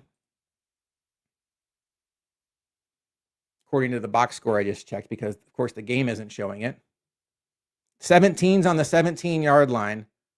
That's got to be good luck, right? I'm looking for anything at this point. I just want to see them snap the ball before like 0 seconds on the play clock when the Texans can just time the snap. Oh, that was a great play. I don't know if Shakir would have been able to do much with that, but that was a good knockdown by Anderson. So now the Bills have to make a decision. Are you going for the first down?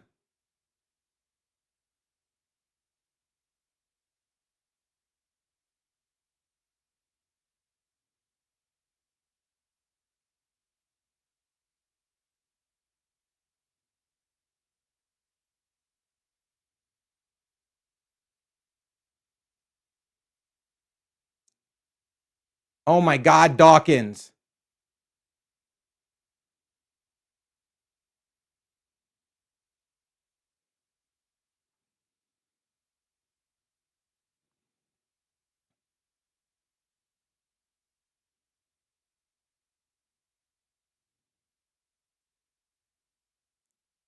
Fourth and 6 feels like a mile.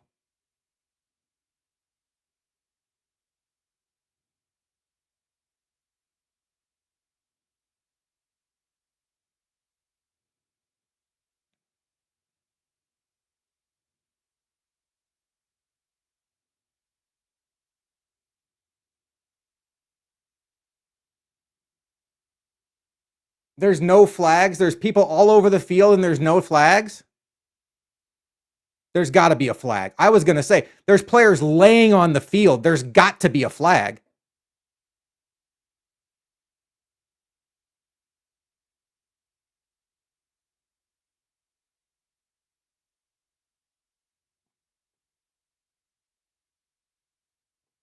Never mind.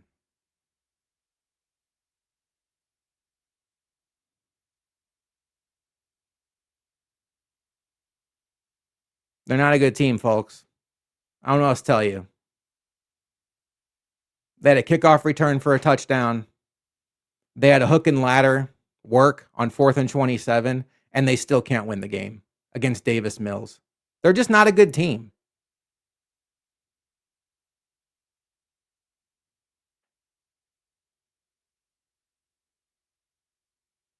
And I mean, Dawson Knox is wide open.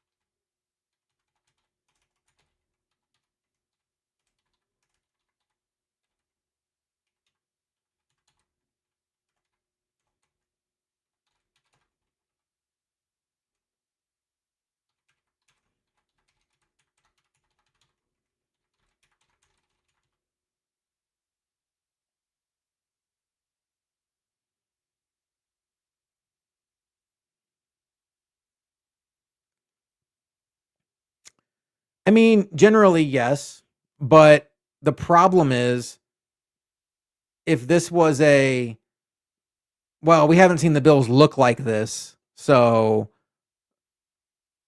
we'll just write it off to a short week in Houston. But this has been how the Bills have looked in their losses this year.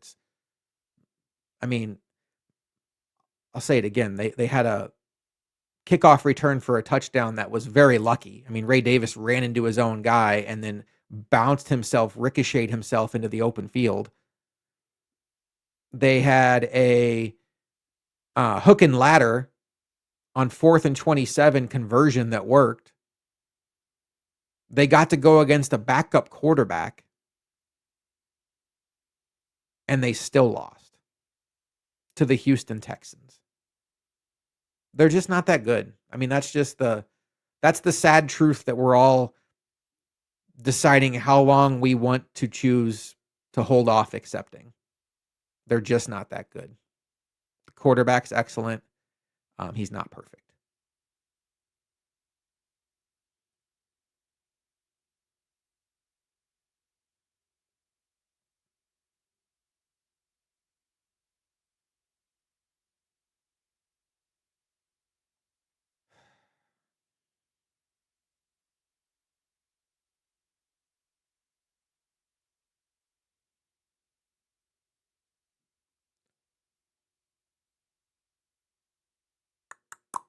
So, yeah.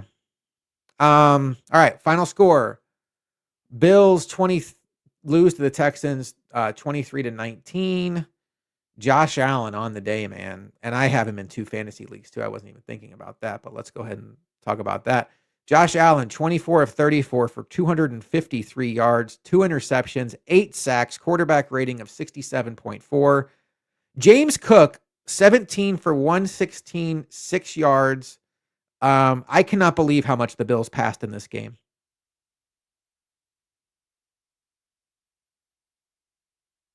I cannot believe how much the Bills passed in this game against this opponent. And they had 0 sacks on defense against this offensive line. Brutal. Brutal, brutal, brutal.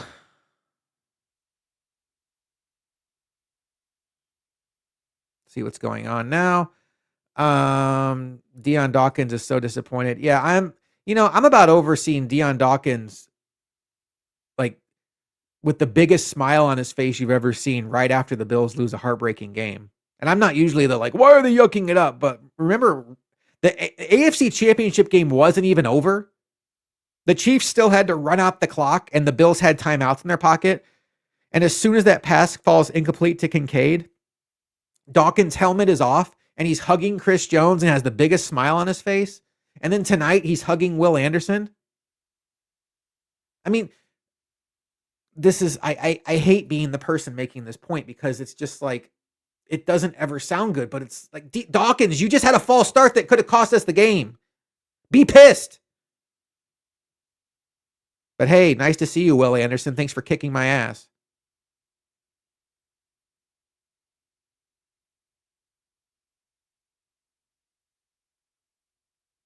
Just get me to the offseason. We need changes, man. I mean, this team needs changes.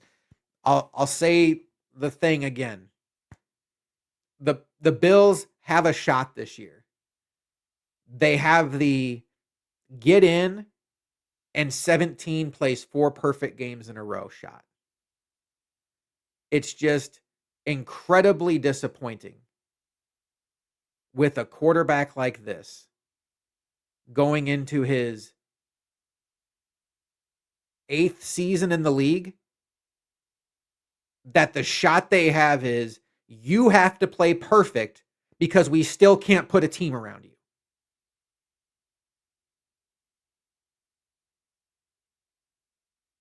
Chiefs are down. Bengals haven't had their quarterback since September. The Ravens played for a month and a half, it seems like, without their quarterback. And they couldn't be bothered to send their first round pick for help this trade deadline.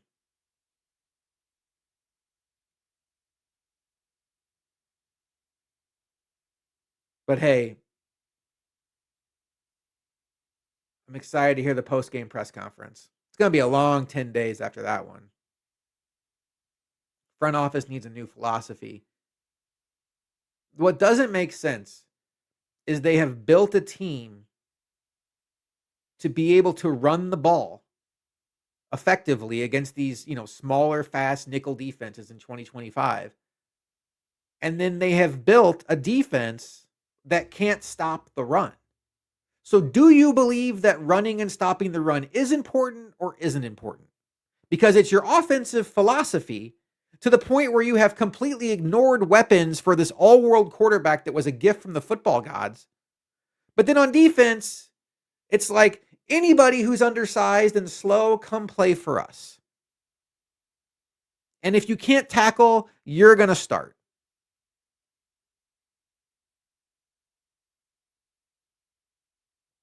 The shot they have is not a shot you'd be excited about, Air Gump. It's a shot of they have one of the best players on the planet. And when he plays like he played last week against Tampa Bay, they can hang with and beat anybody. That's a lot to ask in January against the best teams and coaches in the sport. The Ravens have more of a shot than Buffalo. I agree. The Ravens are probably going to win their division.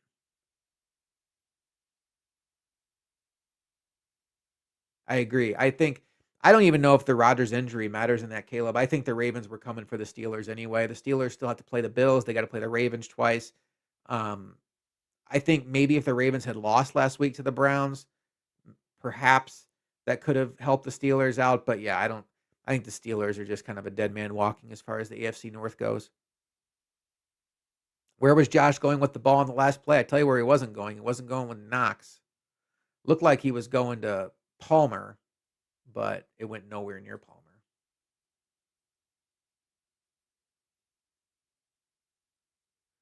All right. I see Luca backstage. I don't know if he's wanting to hop on or not. Can't tell. I'm going to put the old headphones on just in case he is, but I'm only going to hang out for a little bit longer. There he is. What's up, Luca? Oh, Josh, I've been back here the whole time. I know you have. I know. I figured you would have brought yourself here had you. No. I let you do your thing, all that fun stuff, and honestly, wife went to sleep watching whatever we want to call that, just in the shadows. Boy, she knew what she was doing. She got sleep. Well, there's a lot more going on with that, but yeah, sure. Yeah. We'll call it that. She had the plan tonight. I wish I had gone to sleep. I wish I was sleeping like a baby in my bed, no idea about what I just saw. I think the craziest part about this game, if we want to even dive into it a little bit, is the moment Ray Davis returns that kick, I go, all right, we're good. Yeah. Like literally, all right, we're good. I'm sure it'll still be chaotic. I respect Houston's defense a lot, this and that, whatever, but we're good. We're getting the bounces. And then to allow a 2-minute drive with such ease to Davis Mills goes, man, that just leaves a bad taste in your mouth. But again, I'm like, we're okay. We at least start with the ball in the second half. And then we see no under center, no respect being given to James Cook where it should be, because he was the only thing worth a damn in that first half, even when the offense was moving fairly decent. And it was like, oh, no. We're gonna go into a shell again here. Joe Brady's gonna show Joe Brady turtle, go into full effect. And it was just like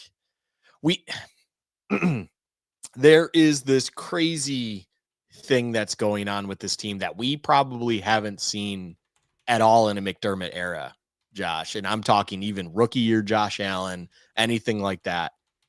The fragility of this team mentally, coaching staff, players, everything is so real.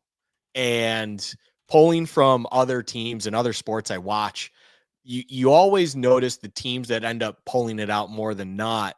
And the reason that I always believe that the Bills were one of those teams was because they were mental giants. They had this ability to just lock it in and figure it out. And that was probably the greatest strength even to McDermott was he had the ability to lead men in a manner that allowed them to be strong mentally. That doesn't exist anymore in this locker room, in this organization. It doesn't exist. What we're seeing this season, the difference between this and from all the lulls in seasons past is the games you see right now.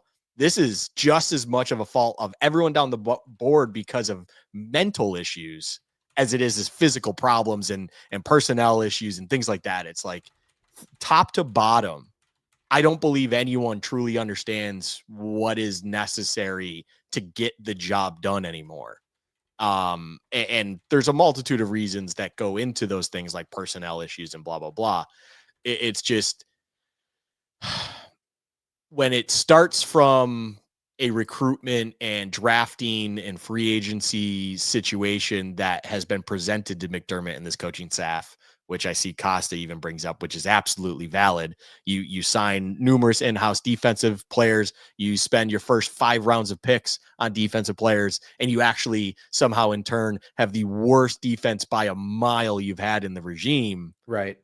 To then also ignore the offensive side of the ball for so long due to those things, and have this situation, which is also being run by an offensive guy who truly feels like he's trying to just feel like the smartest guy in the room, but he's doing it in the worst predictable way possible. You're combining all of these things that are just, this is what you get. And it is a miracle that this team has 7 wins thanks to 17 himself. That's just 17-4. I want to give James Cook his credit.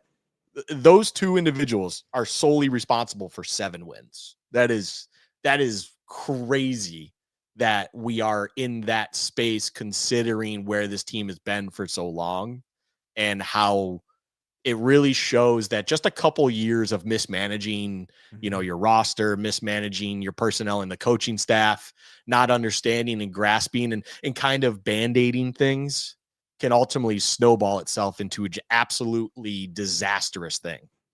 And to me, there's so many ways to go with this. And Weston is here, and I know he's a Chiefs fan, and he's a good listener of the show here, but yep.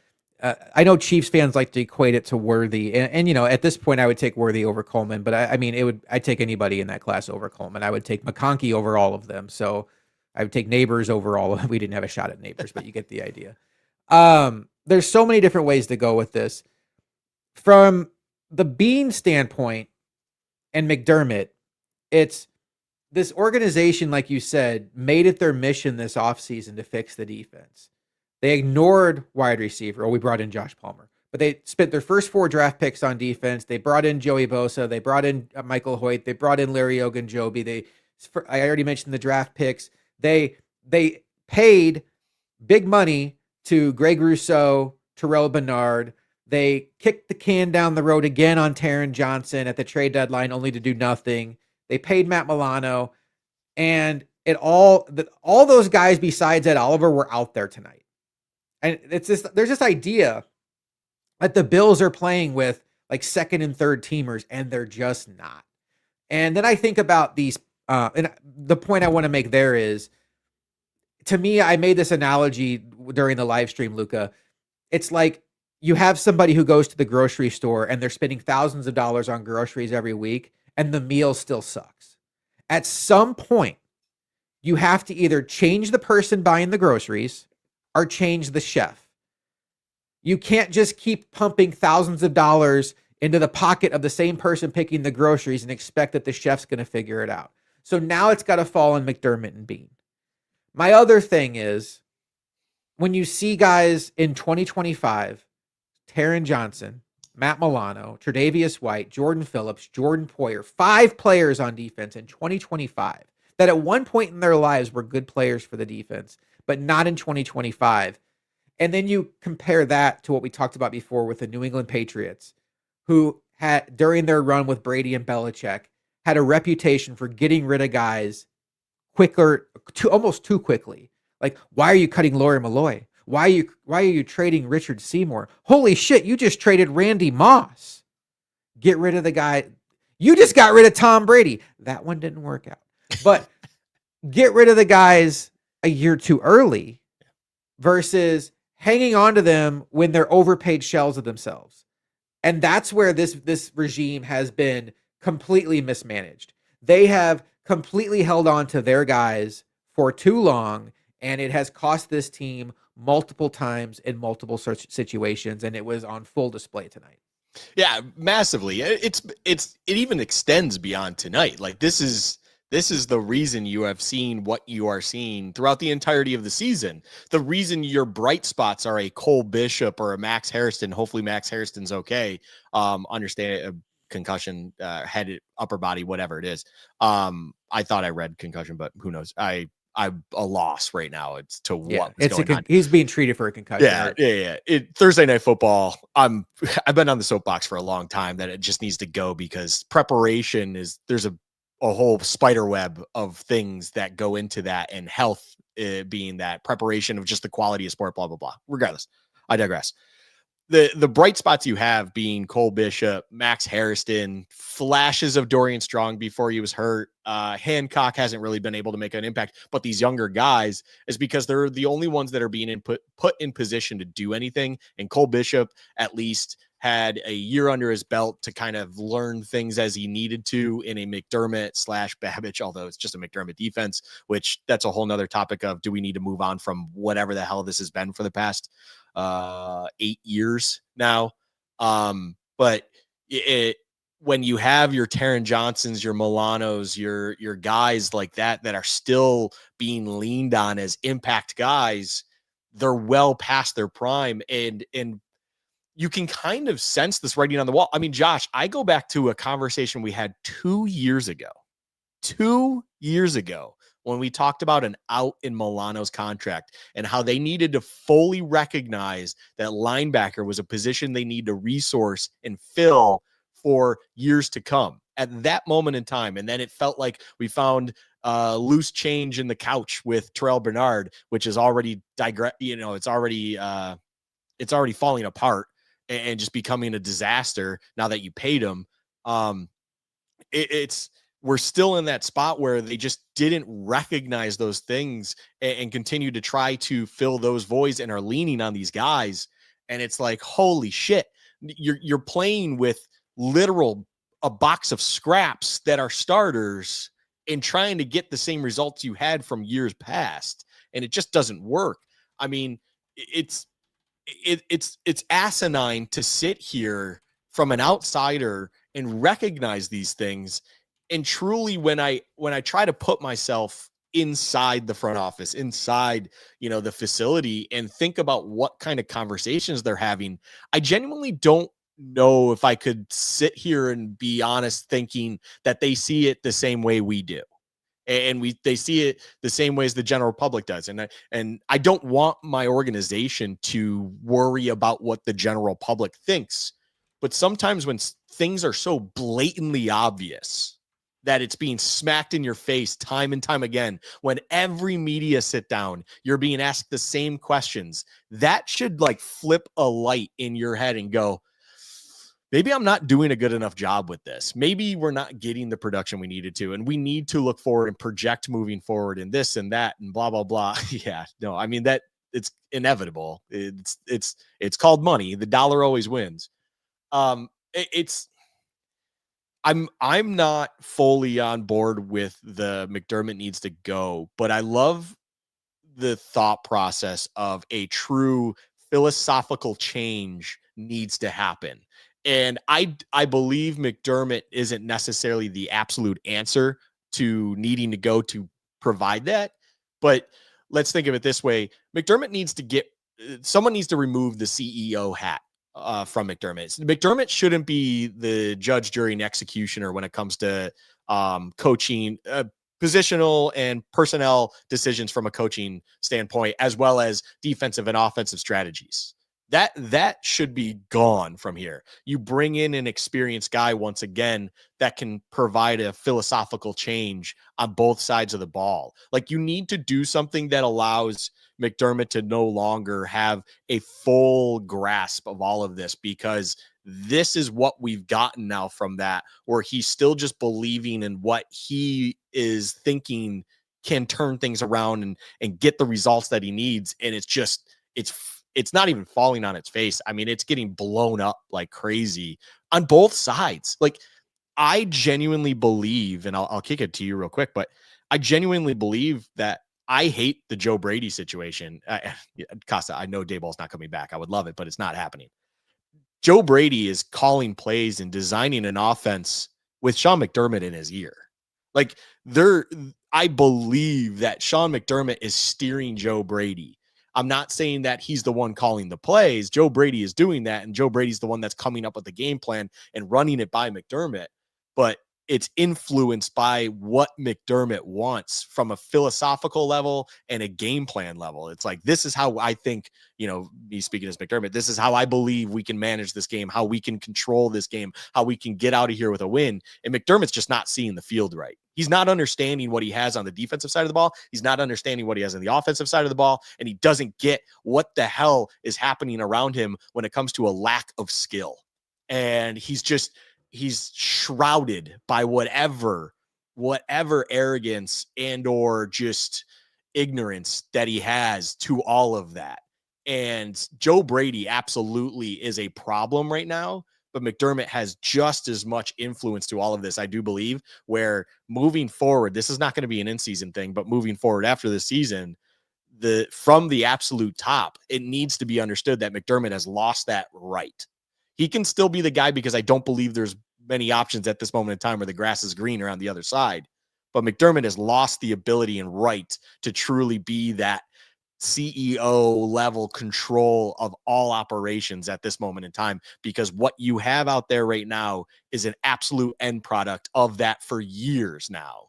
And it's failing absolutely terribly. Well, I think we both believe they were so shaken by the loss against the Bengals in the playoffs in the DeMar Hamlin season, where they were completely outmuscled by the Bengals. There was snow on the ground. It was one of those situations they talked about for years. We want to get home games in the playoffs so we could play Buffalo Bills football. And the Bengals came in and dominated them on the line of scrimmage, and they got pushed around, and they had an organizational philosophy shift to being a run the ball team. And they just went way too far the other way. And now they have no weapons in the passing game. I don't know that I want McDermott. I feel pretty good that I maybe don't want McDermott here next year. I don't think that they're going to make a change, though, which is the part where you just kind of spin yourself in circles. I don't think Pagula will make a change, particularly if they make the playoffs.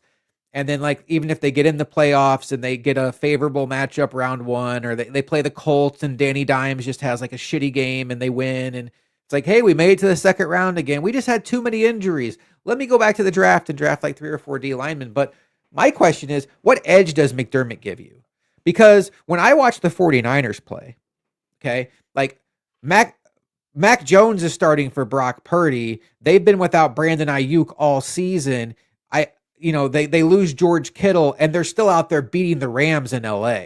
And that's a massive win. And Kyle Shanahan's amazing. But the edge he gives you is he has Christian McCaffrey, and that's fantastic. But he's made it work with Matt Breida, Raheem Mostert. The edge he gives you is he's going to call plays that's going to put your offense in best position to win. Where if I have to play a stretch of games with Mac Jones, I'm probably going to be fine. And what's the edge McDermott gives me? The defense has one major injury right now, and they can't stop Davis Mills in the first half. Like, where is this? We've seen time and time again in the playoffs that the Chiefs go up and down the field on them. And I know it's like, oh, Mahomes is a Mount Rushmore quarterback, and I agree with that. But we've seen defenses slow down Mahomes. The Texans last year in the playoffs. The Bengals, the year they beat the Chiefs in the playoffs, won because of defense. Where's the edge from McDermott? It's like he's hoping to beat Andy Reid by doing the same thing over and over again, expecting a different result, hoping that Kincaid catches the ball or Diggs catches the ball, or, just he's hoping that his defense makes a play when the Chiefs have a ball late instead of changing the philosophy. And that's where they're just constantly chasing their tail. I don't understand. But to me, I think I'm still more frustrated with Bean. But honestly, Luca, the overall frustration for me is the thing that I said multiple times on this broadcast since I stayed live for the whole second half.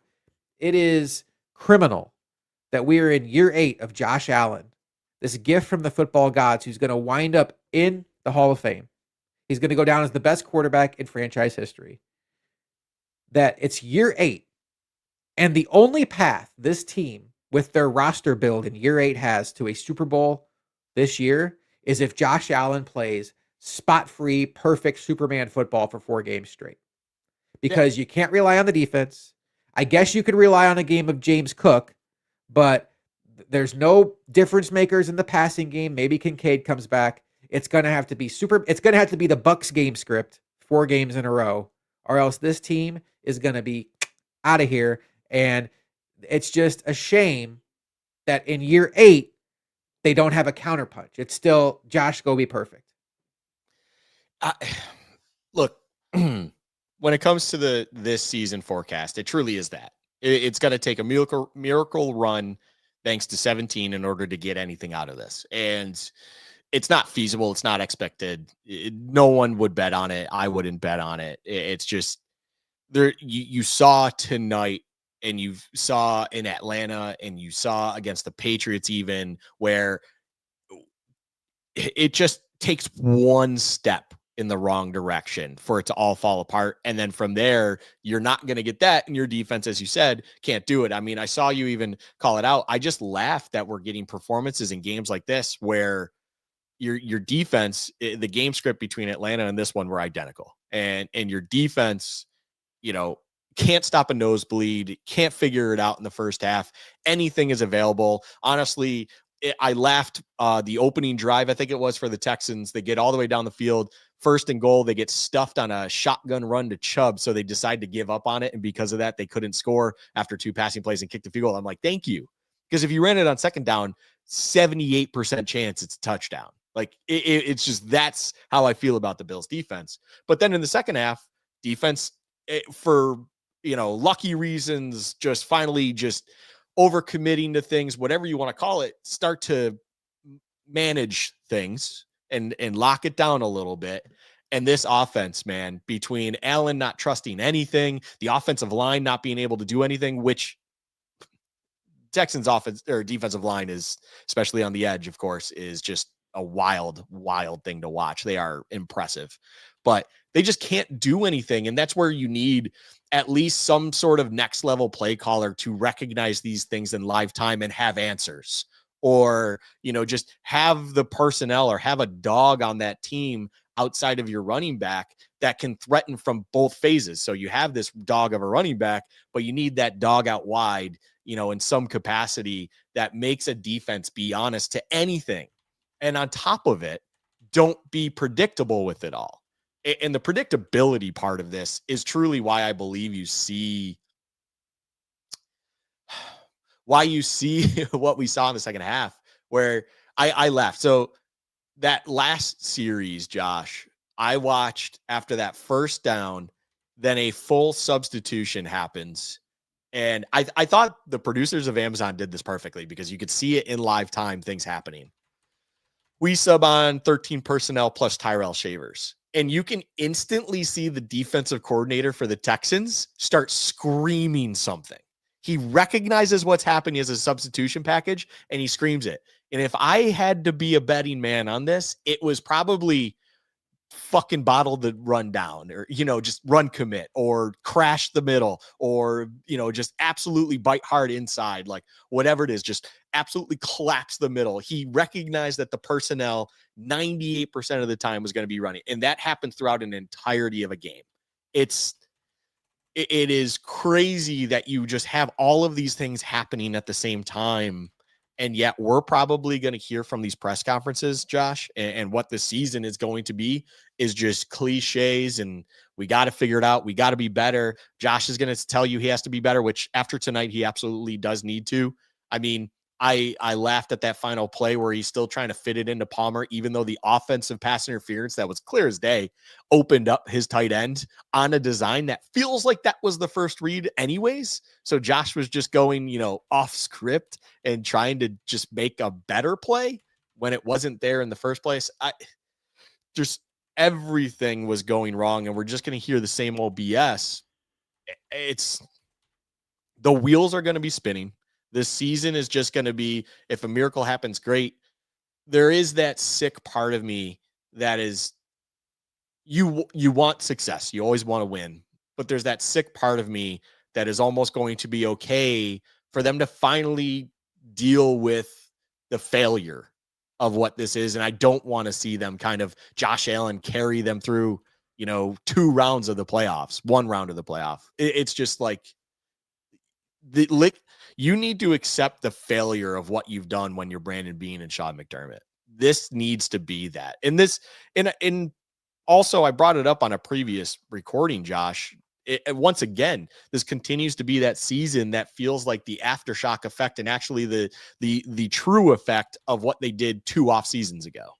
This is what happened. Last year was kind of a fluky, like, oh shit, like, look, we were still actually able to make it work and some. And then Josh was MVP. So you get this level of arrogance, like I can do no wrong coming from a Brandon Beane or whatever. And it's like, no, you somehow fell into something. I mean, that happens around a lot of sports too, where then all of a sudden these teams get puff their chest out a little bit and think that they're doing the right thing when they kind of were standing on a house of cards that was a delayed kick out from the bottom. That's all it was. It's now you're dealing with that right now.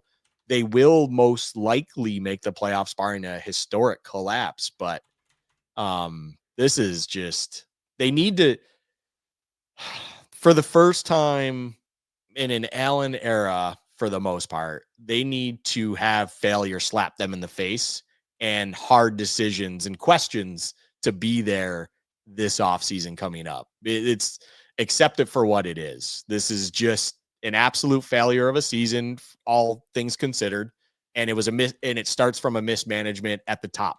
It starts from a mismanagement from Brandon Beane, and it starts from a mismanagement and understanding of what you have or lack thereof from a coaching perspective, and just thinking you can get by controlling things and doing things the way that you can. And you've essentially completely washed a year's worth of assets doing it. And now you've kind of gridlocked yourself come next season with what appears to be a weaker draft and a weaker free agency that I don't know where the answers are going to be from a player personnel standpoint. That there's going to be a lot going on that there's the answers to these questions, Josh, I don't think exist at this time. And that's the scariest part of it all. Yeah. And I don't know why we should believe in the coaches that have the answers. In a lot of ways, the McBean era has been like this Bills season, where their first loss this year was their first loss was the Patriots, and then they lost to the Falcons. But it was like you could kind of see it coming. In the Ravens game was like, wow, it was a cool ending, but holy cow, the defense is bad. And then the Saints game was like, wow, Spencer Rattler's out here moving the ball on us. And the Dolphins game's like, wow, we just needed a running into the punter penalty to beat the Dolphins at home, but we won. We're undefeated, so we should be happy, right? So I think that's a lot of like the McBean era, where it's like, yeah, if they want to stand on record, we've made it to the second round of the playoffs every year since 2020. We've made it to 2 AFC championship games, stand on record. I would counter and say, you have a gift of a head start of a franchise quarterback that's a game changer that erases so many issues on this roster that maybe 3 or 4 other teams can claim to have the same thing. And 2 of those guys, Burrow and Jackson, have missed a lot of games this year. And that's why if the Bills do ultimately lose this division, which they're going to now, and if they do make it to the playoffs and lose in the first round, which is something we haven't seen since, ironically enough, they were back in Houston against Deshaun Watson, for a lot of people, it'll be, oh, they had a down year. But for a lot of us, it'll be like, I've seen this coming. They weren't better than Baltimore last year. They won because Mark Andrews dropped a ball and Lamar Jackson fumbled a ball late. Baltimore was the better team on the field. Other than that, their playoff wins have come against rookie Bo Nix, Skylar Thompson, Mac Jones in his second year. That's where their playoff wins. Mason Rudolph. And I'm not trying to be that guy that belittles playoff wins, because, there was a 17-year stretch in my life where a playoff win seemed like something I was never going to see again. But I think that we have such a long resume of Bean and McDermott not being able to put together a team capable of beating the big boys in the playoffs. And now this roster is so flawed that they're losing to the mediocre teams. Like now it's not even about the Chiefs who are kind of falling back. It's about like we just got dominated by the Texans. I don't care what the final score says. The Bills were dominated in this game. They were dominated by the Falcons on Monday Night Football. They were dominated by the Dolphins. And that's not supposed good luck finding a Super Bowl team in history that has those kind of losses on their resume. And that's where my frustration is. So like, do you want to give up on the season? No, I would be silly to, because any chance you have to have Josh Allen as your quarterback and make it to the playoffs, you get there and you take your shot. But like Lucas said, am I going to bet on them having any kind of success? No. And is there a sick part of me in the back of my head that is going to, I'm not going to root for them to lose in the playoffs, folks. I love this team. I want to see them win a Super Bowl before I die. I will be heartbroken when they ultimately lose in the playoffs. Okay. But is there a sick part of me that will quickly be able to talk myself into maybe this sparks the change that a lot of us have seen coming, needed, necessary, but felt kind of silly saying because they kept making it to the second and third round of the playoffs? Yes. And that's kind of where I'm at. I think that's what you were saying too, is maybe this is the season where the Bills kind of get what they deserve. And in a lot of ways, if 17 carries this roster to the second round or to the third round of the playoffs, it's almost like false validation for Bean and McDermott that don't deserve it. You didn't do shit. This roster sucks. Yeah, if they somehow pull one out of their ass, and let's say they just at least get back to where they were last season, by some miracle, Josh, they're playing Denver in the AFC Championship game, we'll call it. I would be stunned for one, but then two, it would be the worst thing to hear McDermott and Bean say anything to talk about that they deserve a lot of credit for where the season ended up if they were to lose that game, let's say, or whatever. And it's like, no. If they were to somehow, some way get to there, everyone understands what it's going to take for this team to get there. And this team needs two guys basically to essentially absolutely take over everything. And it's the two individuals that primarily stand in the backfield every snap for this offense. That's it. That would be the only way. And now we're, Spencer Brown's banged up. This offensive line is in a problem place. Luckily, there's a little bit of a long break that hopefully Spencer Brown's injury isn't too bad. You get your mini bye situation here, but it's one of those things where big picture, there are so many problems that you have to understand. Josh Allen can't do it all. James Cook with Josh Allen in this offensive line can't do it all. And there's so many holes to fill that you have to, how did we even get here? Oh, I did this. If I'm Brandon Bean, it's like, well, I suck at my job then. Mm-hmm. Like that's the answer to that. Like, you constructed this, you put this together, you sit here in the offseason, in preseason, and tell people that you believe you have a championship caliber roster. And it's not that. He said it at the trade deadline too. Right. Yeah. I mean, and you doubled down on it. And earlier Costa said, it's what makes you think that a 2026 first wasn't worth it for Jalen Waddle. I mean, would that have made a difference? Probably, but why could you not recognize that? And there's that. And I in my head, I'm just going to, I talked about it on our last episode. I'm just going to sit here and laugh at what we get from the defense week in, week out, because there's nothing else you can do.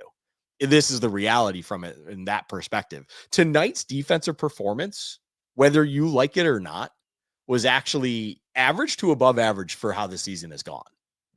That's an insane thing to say, but that is exactly what it is. It was average to above average. That was what that was. The offense was just an absolute disaster. It just, from a protection standpoint, from an execution standpoint, from Josh Allen doing his job, even was subpar. And Josh Allen just apparently has the yips in NRG Stadium. I hope to God, if they were to ever make a Super Bowl, it's not a year where it's played at NRG, because that would suck. I just, it's a big picture loss kind of deal that we're getting out of this. And I look at McDermott, and I will be listening to his pressers and stuff like that probably tomorrow morning, because I'm going to need to sleep this one off. But I want to know how these people are looking in the mirror and believe that they can still go out there and execute for the remainder of the season. They will make the playoffs. Looking at the schedule again, there's probably 10 to 11 wins. That's good enough to make the playoffs in the AFC. It's going to be an uphill climb for Kansas City, in all honesty, to hit that 11 win spot and then also somehow overtake someone. So, I can't believe that this is the first year in a long time where we're not in December yet, and I'm sitting here and I'm almost more, I'm not excited, but curious about how the offseason is going to go rather than how the postseason is going to go, because that's the reality of it all. And, maybe I'll kick it to you because I just have nothing else to say, but maybe McDermott just needs to finally put the glasses down. He's 3-3 since wearing glasses on the sideline. It's like, buddy, you're clearly not seeing the field with those things on. So let's go back to taking them off, because what you're trying to put out there while wearing these things is just up and down roller coaster disaster classes. So let's go back to the old, just no glasses, clapping, and I'll just accept the defense as a disaster at that point, being, oh, it is just your fault. The glasses were nothing. I mean, maybe he just thinks it gives him a vibe, or maybe there's something going on we don't know about. But I want to answer this question: why am I spewing a false narrative? Sorry, I just joined, so I don't know if you're reciprocating someone. But let's say Mark Andrews catches that, Buffalo still probably wins. You're right in that sense that if Mark Andrews catches the ball, the game's tied. The Bills have the ball. You still like their chances. But my point there, Bank, I hope I'm pronouncing your name right, is in that game, that overall game, I believe watching that game, the Ravens were the better team. And that, to me, isn't that the Bills didn't deserve to win that game. I don't think it is sustainable to think that the Bills, with their roster build, can continue to go up against teams like the Ravens and expect to win games like that. And I know it looks weird because it's like, oh, they won again on opening day. And I would repeat, that was such a flukish way to lose a game by the Ravens. And then, so my point on the playoff game, and I was so happy when the Bills won. It was one of my greatest experiences as a fan, but the Ravens had 7.3 yards per play. The Bills had 4.6. The Ravens rushed for 176 yards. The Bills passed for 126 yards. The Ravens had nearly 150 more total yards than the Bills. The absolute difference in the game was that the Ravens turned the ball over 3 times and the Bills didn't. And then the Mark Andrews drop at the end kind of compounded that. That's my point. My point is not to try to take away credit from the Bills for winning that game. They certainly won that game. And that is the kind of game, it's a weird sport. The best team doesn't always win. The Bills are going to go into these playoffs. They're going to be underdogs against teams. And they're going to be in games, in close games. Maybe they get a bounce late. Maybe a missed field goal happens. Maybe they get a turnover. That's why you want to take your shot and make the playoffs, even if you think it's a flawed roster. But you still, like, looking at it sitting here today, it's just hard to feel like, oh yeah, they're way better than this team, or they're way better than this team. Like, I watched this Texans game tonight and I'm like, man, if they run into the Broncos, holy shit. Like Benito and, the cornerbacks they have back there. I don't know what they would do against the Broncos, and the Broncos can put up way more points than the Texans. So it's just, I don't really want to hang out here too much longer. I've been on here for the whole half and ready to put this game to bed and myself to bed. But Luca, we'll be recording a Bills chat wrap up of this game here on Sunday night, and we'll get it out Monday morning as far as like how the whole conference is looking. We'll give ourselves some time to breathe on it. Maybe I'll chop up our post-game reaction here and put it up as a video too, just because, it made for a good little reaction video. Any final thoughts before we get out of here? Anything that you liked from tonight's game? Anything that is a redeeming quality? God, it's really hard to pinpoint something. I mean, it's just all the talk about how bad this defense is and how much I'm going to laugh at it. The one redeeming quality, if we want to finish glass half full, what is this, glass half empty or half full? Comes from, I mentioned Cole Bishop and Max Harrison. Hopefully he's okay and things like that. And it's like this defense, even at their worst in a game, can somehow still kind of, tighten it up and figure it out. And when it feels, because let's be honest, 3 and out happens to start the second half. Houston gets that ball. Everything we saw in that first half tells us this is about to get away from us. This is about to be a runaway. And they immediately respond with negative plays, one assisted by a holding call. That was absolutely a holding. And it's like, okay, we're still in this. And then the offense is still incapable. And once again, the defense kind of holds its own, figures it out. It just manages the game as best as they can, even when all things are going against them. And if there's anything to be said for it, it's that. It's one of these things where even when it looks like they're at their worst, they can still try to salvage themselves with different things. I mean, Ogunjobi was stuffing up some stuff occasionally. That was nice. Cole Bishop was our best second tier run fit in the game, which your free safety should not be that. It's just, there's things like that, individuals, whatever, that you can say. There was absolutely nothing redeeming from the offense, from a game plan, from an execution, from situational plays to anything. The hook and ladder, like, if you even want to tell me that that's one moment, it's like great play call. It's like that's called a Hail Mary when you're on your own 20 or whatever. Like that's the definition of what that is. You pulled, like, I can't even imagine that's in the playbook. That's something you practiced, like schoolyard BS.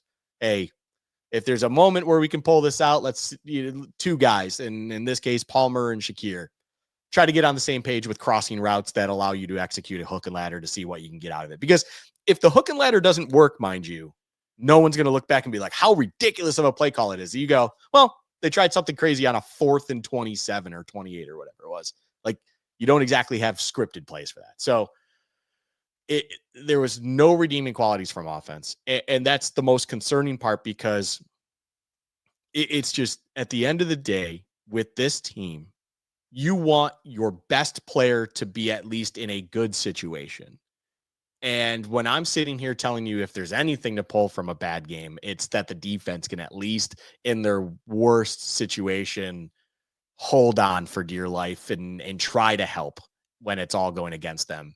And the offense is not being helped from a play calling level to a personnel level to an adjustment and kind of overtaking. Like, I hated also, just last note, that it felt like we never even got Josh Allen off the leash. Now, part of that is probably due to the elite nature of the defense he was facing, but call me wrong, the entirety of the 60 minutes, this version of Josh Allen felt different than what we saw last week. And in the respect of, this was not unleash Josh Allen. This wasn't, hey, just go figure it out, fire. And maybe that's him himself. Maybe he just wasn't in the right headspace for it this time. Whatever it is, it's just that never came about. We never saw Josh Allen, like the scrambling around and trying to make plays. That was panic stuff. That wasn't controlled things. That wasn't the Josh Allen we see when he's just off the leash trying to figure it out. That was, oh shit, nothing's working, I'm panicking. And that's the concern I have, where I don't know if that's from a coaching perspective or what, but eventually it's just all snowballing downhill, that you can't control it from a coaching's perspective. You can't control it from a play calling perspective. Josh Allen is just gone in his head. And it's just like, there's so much divide that we can't have that. That's going back to one of my original points. The mental toughness, or lack thereof, in this team is infectious right now. It's a parasite that just cannot get away.